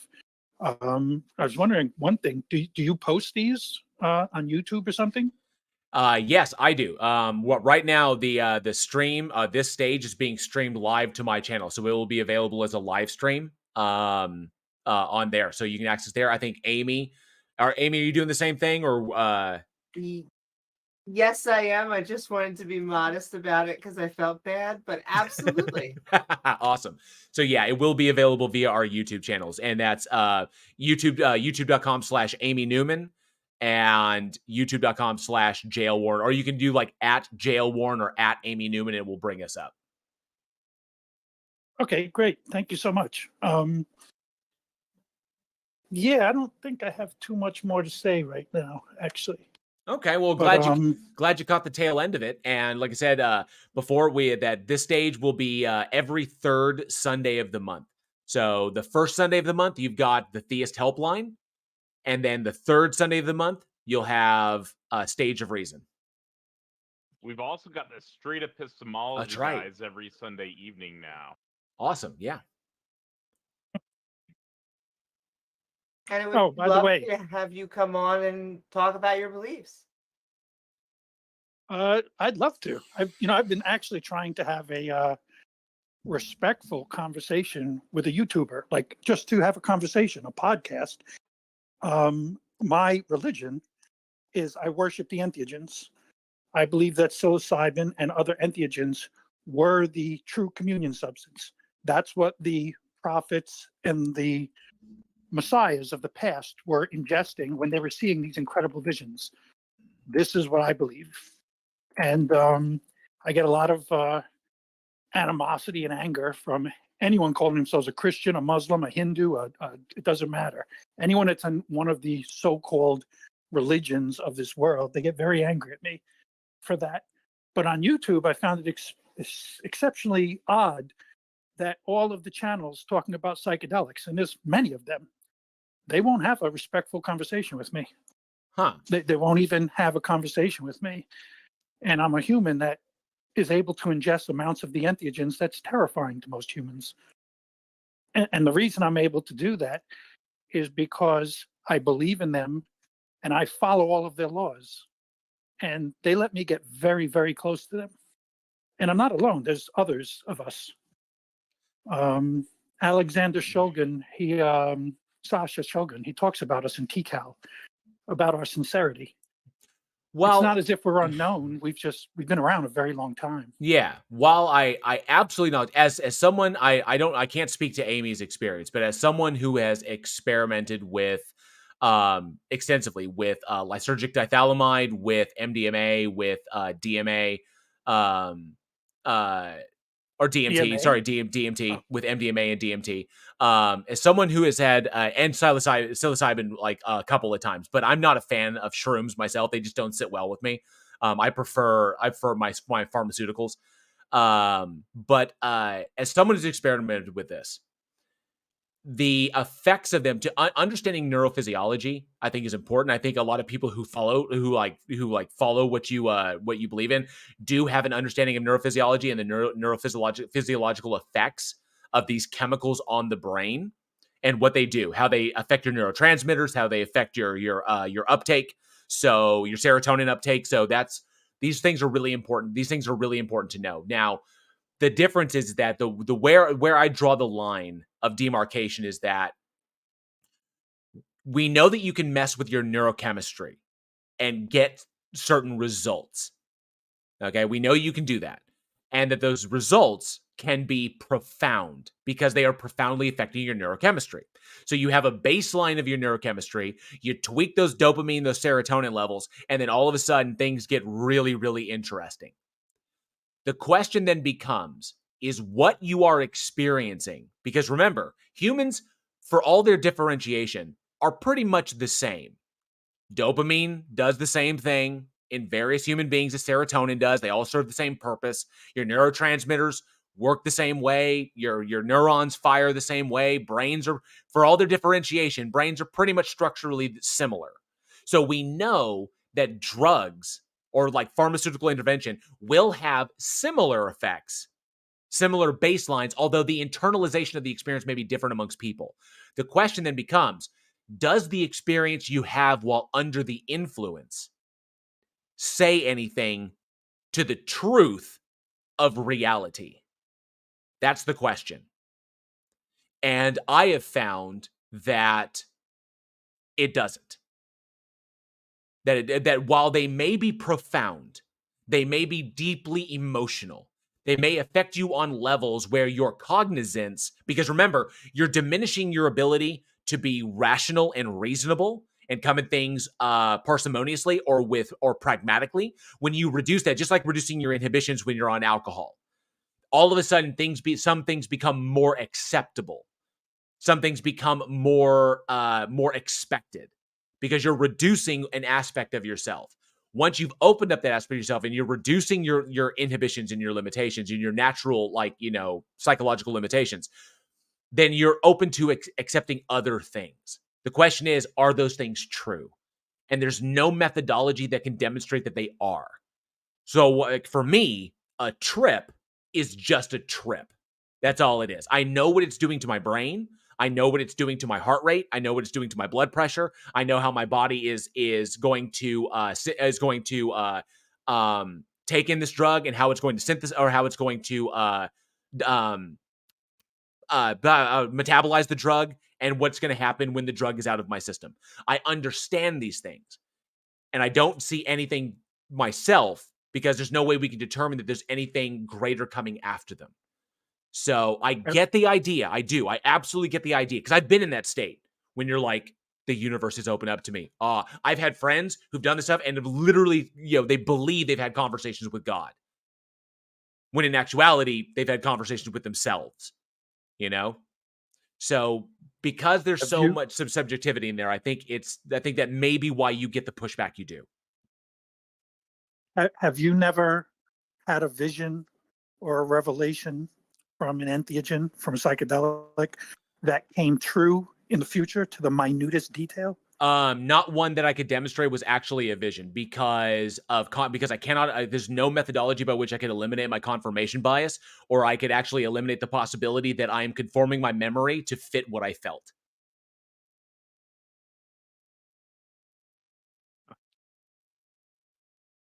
So for example, when I'm in the state, when I am when I'm tripping, for lack of a better term, when I'm frying eggs, when I'm tripping balls, right? I'm in that state and I remember what I feel and I remember how I rationalize and internalize what I'm feeling. Then if I get a sense of something or I put patterns together in a different way, because remember, my brain's operating differently than it normally does. I may be able to put patterns together when I'm in that state. And then later when I'm off that state, I appear to come across another pattern in the environment that appears to match what my brain remembers. And then my brain will instantaneously connect those two because of their similarities. The question then becomes, by what methodology can we determine that what I experienced when I was on the drug is actually a vision or somehow prophetic of what I encountered, or am I just undergoing pattern recognition? Because remember, my brain was in two separate states. I was in the state of high and then the state of not high, which means my brain is internalizing things differently in both states. So in order to reconcile those two things, how can I eliminate the possibility that my brain is merely trying to blend those two together to make them make sense, which the brain does all the time because the brain is a bastard. Okay? The brain will trick you in order to make things coherent.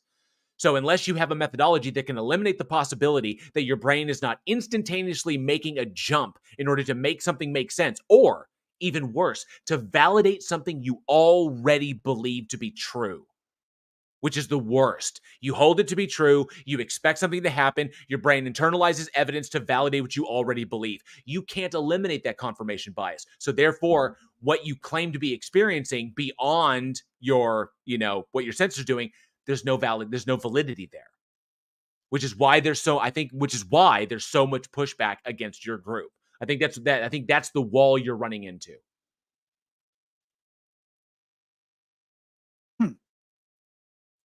Amy, do you have anything on this? I don't know what your experiences are, so I don't want to dominate over here. Yes, I do, because I've taken a decent amount of psychedelics myself. I am a fan of the category of drug that because I think it is one of the least harmful. That doesn't mean that you can't die from it. You can take a mushroom that is a death cap by accident or something like that. But generally speaking, they're safer than others. I think like all of them, you can have good trips and bad trips, and so it's always beneficial to be with someone who is more of an expert, at least when taking it for your first time. No, babysitters. Yeah, babysitters important. Exactly. And so I think that they can help expand your mind, not literally, but metaphorically. I think that they can make you think differently. Your brain is being jostled chemically, and so it makes sense. I guess I have the same skepticism that comes with J.L. Warren's, is that I used to have a DMT cook, and we would do it multiple times a week, and yet I have still not found God. I've still not found even anything that I would call religion or spirituality. I think that it's made me more open-minded in some ways. I think that I've come to appreciate humans. I don't know if that's just me getting older, but I think that a lot of these experiences helped. It's the supernatural element that gets us. Yeah. I think to kind of put like a period on that, I would say when I was young and I experimented, when you lack certain information, you're going to run into levels of anxiety about what you don't know. And when you are under the influence to that extreme degree, I found that there was a level of anxiety about what to expect or what might happen, because I didn't have a full understanding of what I was doing, of what the drug was doing to me and how I was metabolizing and how my brain was, how I was going to internalize the experience. Once I fully understood what was happening, like what chemically was going on, and I had a grasp of what is, the DMT doing to my brain? What is the lysergic acid diethylamide doing to my brain? What is this peyote going to do, or this ayahuasca going to do? Once I understood how those things happen with, serotonin reuptake inhibitors, stuff like that, once I understood these things, it actually allowed me to enjoy the trip more, because I had no expectation of something beyond. So I was actually able to enjoy the experience for what it was, instead of trying to derive something grander from something, because when people who undergo these things and they have this expectation to derive something grander from these things, if that doesn't happen, they'll leave the trip with a feeling of disappointment that what they expected to happen didn't happen, or didn't conform to or they didn't get what they expected. Maybe they get something different, and now all of a sudden they're in a state of confusion, and then the anxiety doesn't leave. So you basically carry your anxiety into the trip. The anxiety informs your trip, and then you walk out of the trip with anxiety. And I've always felt that sucked. Once I was able to understand these things, my anxiety left, and I was able to enjoy the experience for what it was. Just to kind of like think about things from different perspectives, to kind of like, or to come at creativity from another angle. I liked that aspect. But as far as like deeper truths or deeper, or like an understanding of like grander ontology, that it's not there. It typically comes out, like what I found is that the experience generally, what they take away from the trip is just what they already priorly believed. And because that confirmation bias cannot be eliminated, like I said before, that there's really no validation to it. It's just a personal experience is really all it is.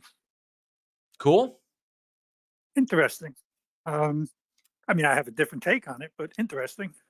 Absolutely. Yeah. Like I said, that subjective experience is yours, And I know we said a lot, but if you would like to say something as a final word, and then keep on. We're gonna keep on doing this, so keep on coming on and tell us your full, side of the story. All right. Well, in short, I believe that the entheogens are the light that's spoken about in the Bible. When they ingested a substance and then say, "I see the light," there actually was a real light that they were seeing, and the substance they were ingesting was not a wheat wafer.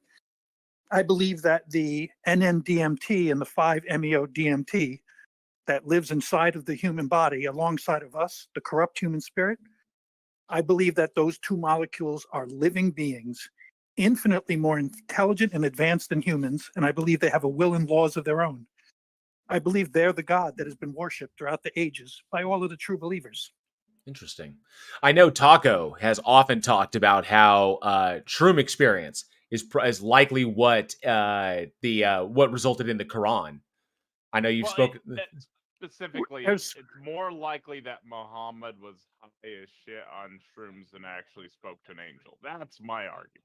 I'm convinced there is a that deep-rooted history of shroom usage in Egypt, which Aryan Christianity is from, which Waraka, who was the Aryan scholar that schooled Muhammad, get it? That's words there. But about Aryan Christianity, right? And so, even in Christianity, this was huge until like the 1800s or so, and then they just stopped doing it. It was a whole mystical thing for Christians. Yeah, I definitely believe Muhammad was ingesting mushrooms and other entheogens. It says he was sweating balls. I can't remember if that was in the Quran or the Hadith, but it said he received a revelation, one of the later ones, and he was like sweating balls. It sounded like they were describing a shroom trip. Yeah, I would agree with that, because after an LSD trip, after like an LSD run, I need to bathe so bad. I do. Like I need to shower and sleep, and then I always wake up feeling like $1 million after the fact. But the come down is always trash. You always feel like crap afterwards. Or at least I do. Really? I feel like, well, off of LSD is like, once I'm done, like the experience is all, actually not all my LSD trips have been great. I've had some bad trips, but the good trips that I've had have always been amazing. And then the come down is always really rough for me. It's always just been physiologically really rough. I feel exhausted. I feel dirty. I feel like I sweated through my clothes. And then I jump in the shower, take a scalding hot shower, clean myself, and then I just jump on the bed. I'm out for like 10 hours. I wake up and I feel like $1 million. Every time it works, it's like clockwork. It's like, I know what I'm going to do. I'm going to come down. I'm going to go home, get in the shower, cleanse myself, fall in the bed, pass out. I'll be out for like 10 hours, wake up, and I will feel like I can win a gold medal. It's like, I'm going to go to the Olympics right now. I always feel like $1 million after the fact.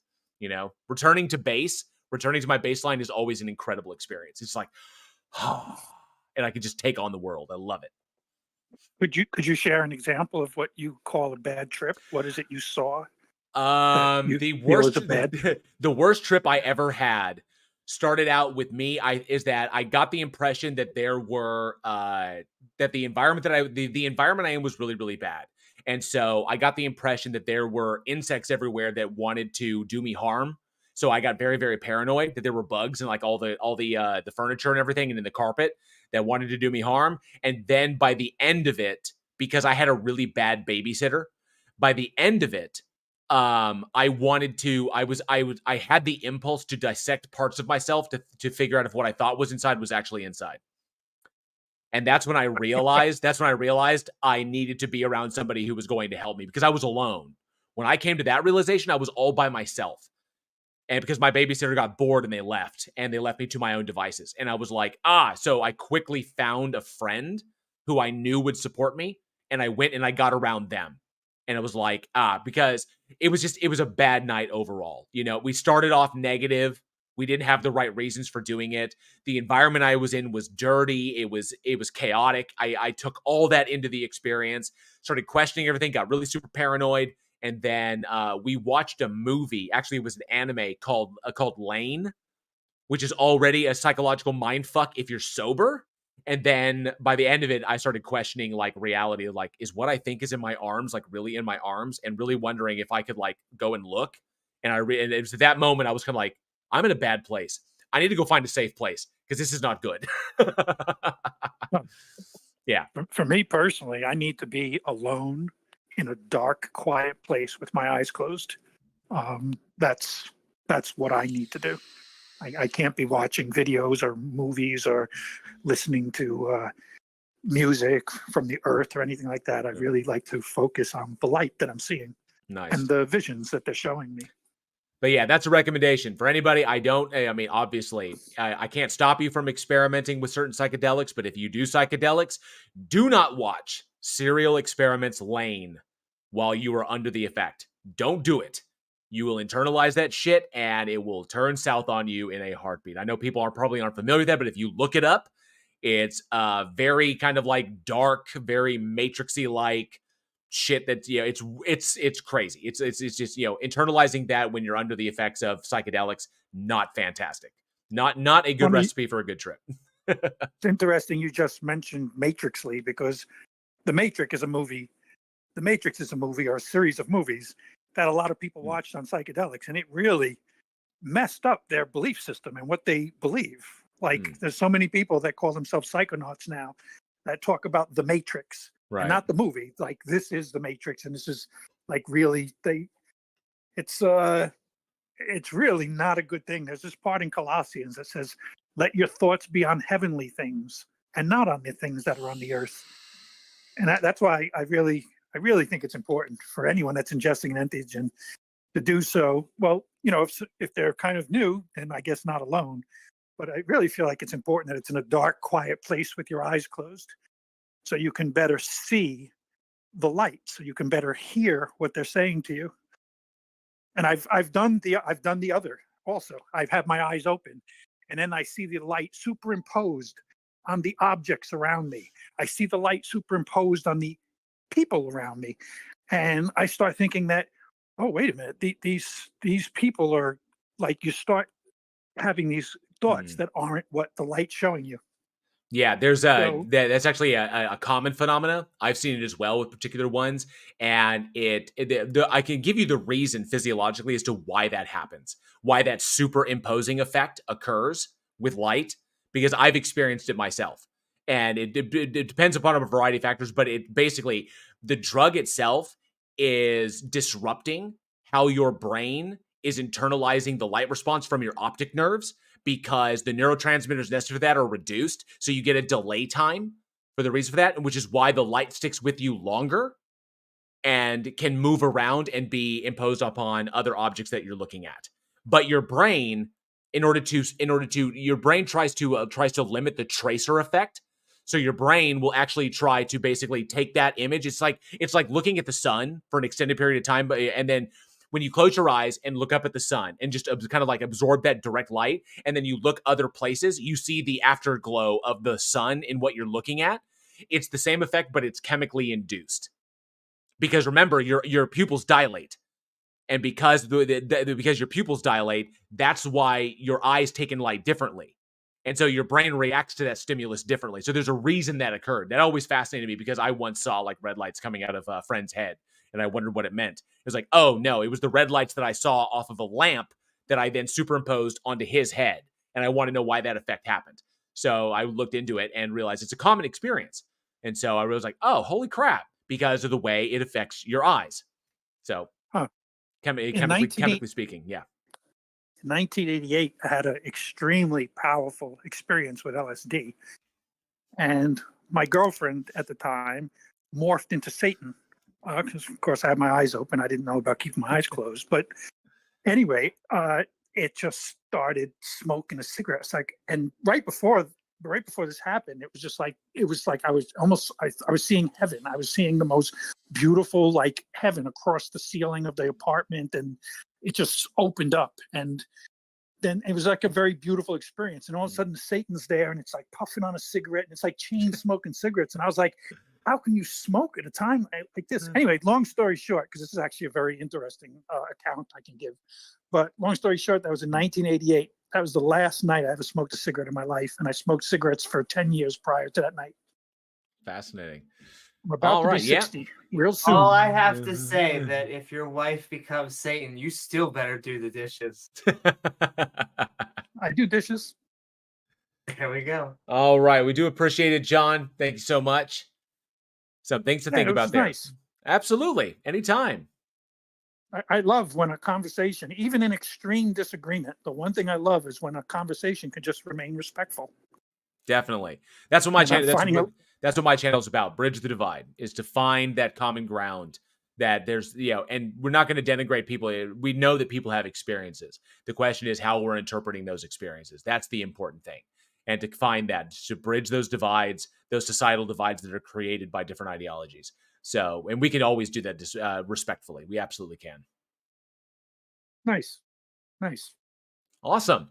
All right. I think we're in good shape. So yeah, we're a little bit past 1, and I think it's good. We don't have anybody with their hands up. So appreciate you, John, coming up, and look forward to if you come by. This is, like I said, every third Sunday of the month at 10 a.m. is when we will do this, because this is definitely a better place to be than a church.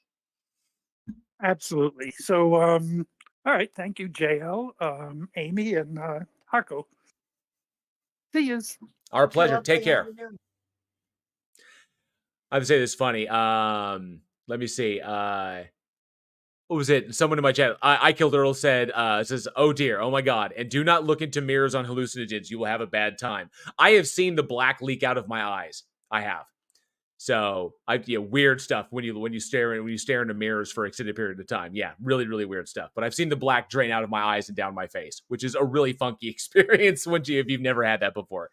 So yeah, the effects, I've had fun with them. They are. All right.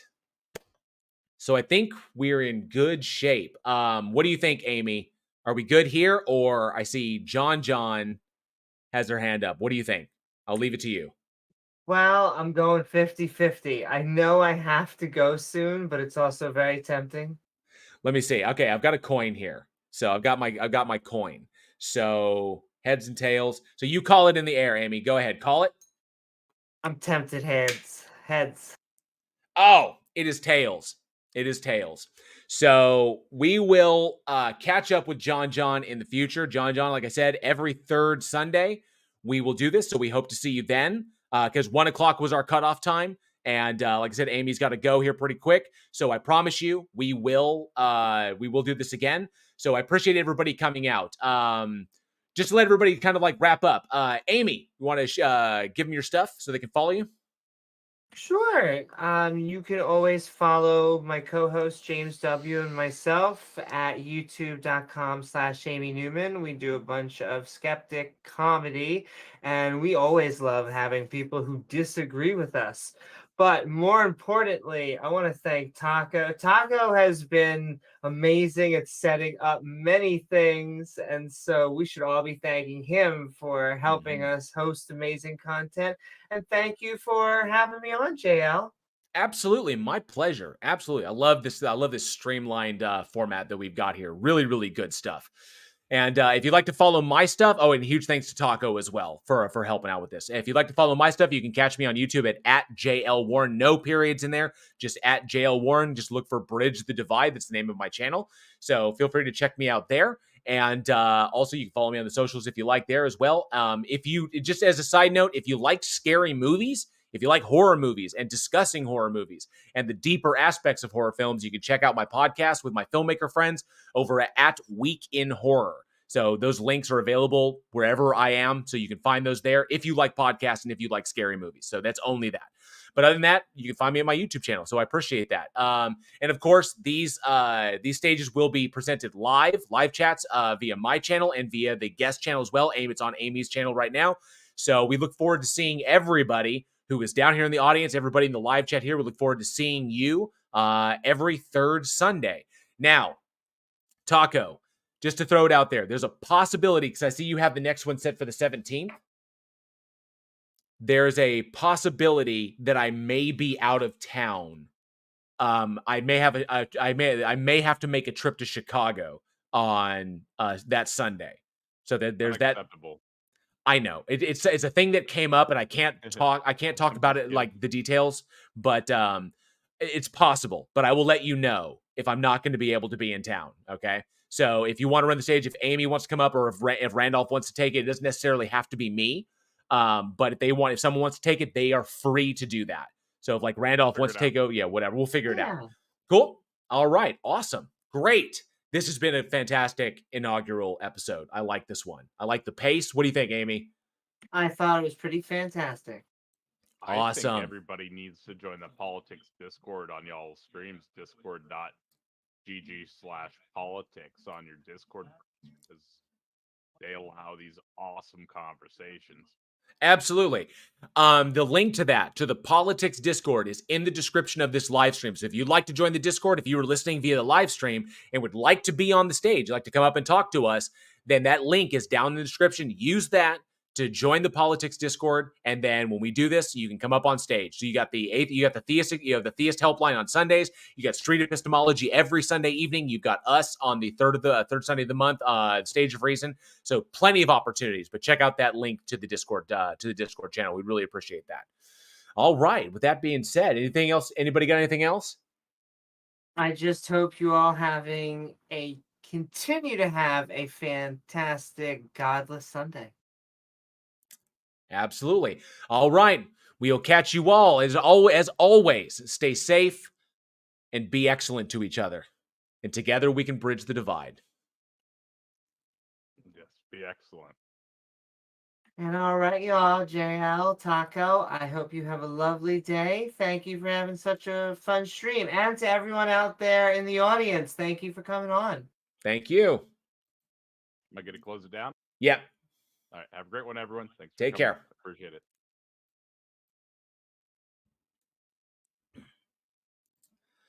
All right. That was fun. That went off a hell of a lot better than I actually thought. I was actually kind of like, that may not go off very well. So, but that was a lot of fun. That was good. Okay. So, that was the first Stage of Reason. I saw a number of people who popped in there that I recognized. That sound like that was good times. That went off without a hitch.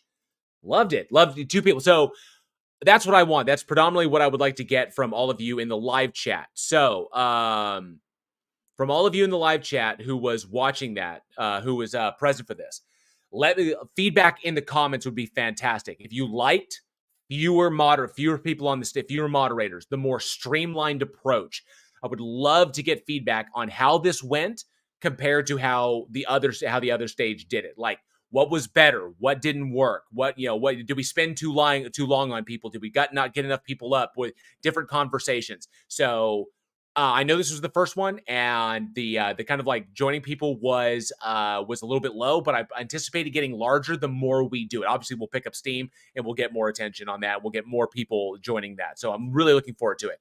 But your feedback on the experience would be fantastic. So let me know down in the comments, like what you liked, what you didn't like, who you'd like to have on. If you'd like to see Randolph, if you'd like to see Jack Burton, if you'd like to see Jefferson Spatchcock, whatever. We'll see who we can have up on the stage, but I want to keep that like nice and streamlined. So yeah, I think this would be fantastic. And I see a lot of people in the live chat. Thank you so much. I Killed Earl. I'm glad you enjoyed it. Rasheen, thank you. Slim West, Maya, thank you so much. Earl, thank you very much. I'm very pleased. Dr. Nimrod, it's amazing how nice it went when T-Jump isn't around. I hate like throwing him under the bus all the time. I really do, but the guy kind of does it to himself. He really does. Just not T-Jump or Otangelo. That's right. So yeah, a huge giant thank you to everybody. We are almost at the 4-hour mark. This was perfect. I really enjoyed this. This was great.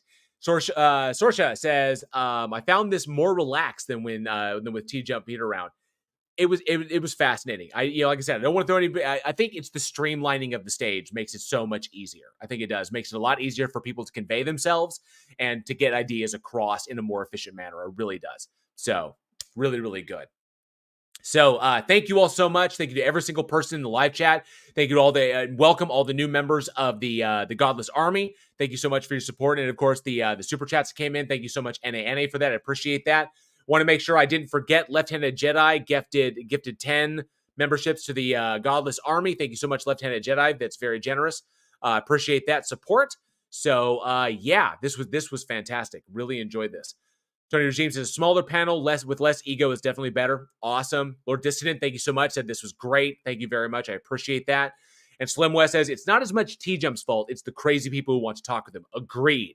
The bigger your kind of like influence, the bigger your area of effect, the more kind of like you're gonna get. So maybe it's because we're smaller, we didn't attract that much, but I guess we'll find out. So, but it was a good time. I like this. And I never was kind of like happy with the stage drafting off of T-Jump's audience, which is why I think it turned into the T-Jump show. I was never really pleased with that. It's kind of like I felt like we brought T-Jump on so we could chase his clout. And I never did like that because I think it distracted from what we were trying to do, from the work we were trying to do. So I like this a great deal. So a huge giant thank you to everybody. We do appreciate that. This is going to be great. I have new content coming out. I'm trying to make sure, if you've noticed, I'm trying to make sure I hit every Thursday so I can set that up. So I have Thursday new content on Bridge the Divide. And of course, Week in Horror, the horror podcast where I sit with my filmmaker friends and we chat about horror movies every Wednesday, 7 p.m. Central. The links to all of that is in the description. Links to the politics server is in the description as well. So come and join us. And I think this will be an awesome ongoing thing. Very, very cool. Awesome. Thank you so much for your support and everybody coming out. I do appreciate that. You made this awesome. So this was a lot of fun. All right. So I think I'm going to call it there. We're like 1 minute before the 4-hour mark. It's a perfect stopping point. So thank you very much. I've been JL. This is Bridge the Divide. Thank you much for joining us. And of course, I Killed Earl had to jump in there with a $10 super chat. Says, thanks, friend. Love the stream. Hope to have you back on Matters Now again, maybe on my new show coming soon. You let me know and I'll be there with bells on. I absolutely will. Thank you so much for that super chat. Appreciate that, Dr. Nimrod. I will say hi to the wife and doggos. They're doing great. So, but thank you very, very much. I appreciate all the support and all the kind words. As always, I am JL. This has been Bridge the Divide Live. Thank you for joining us for Stage of Reason. And as always, be safe, be excellent to each other. And together, we can bridge the divide. See ya.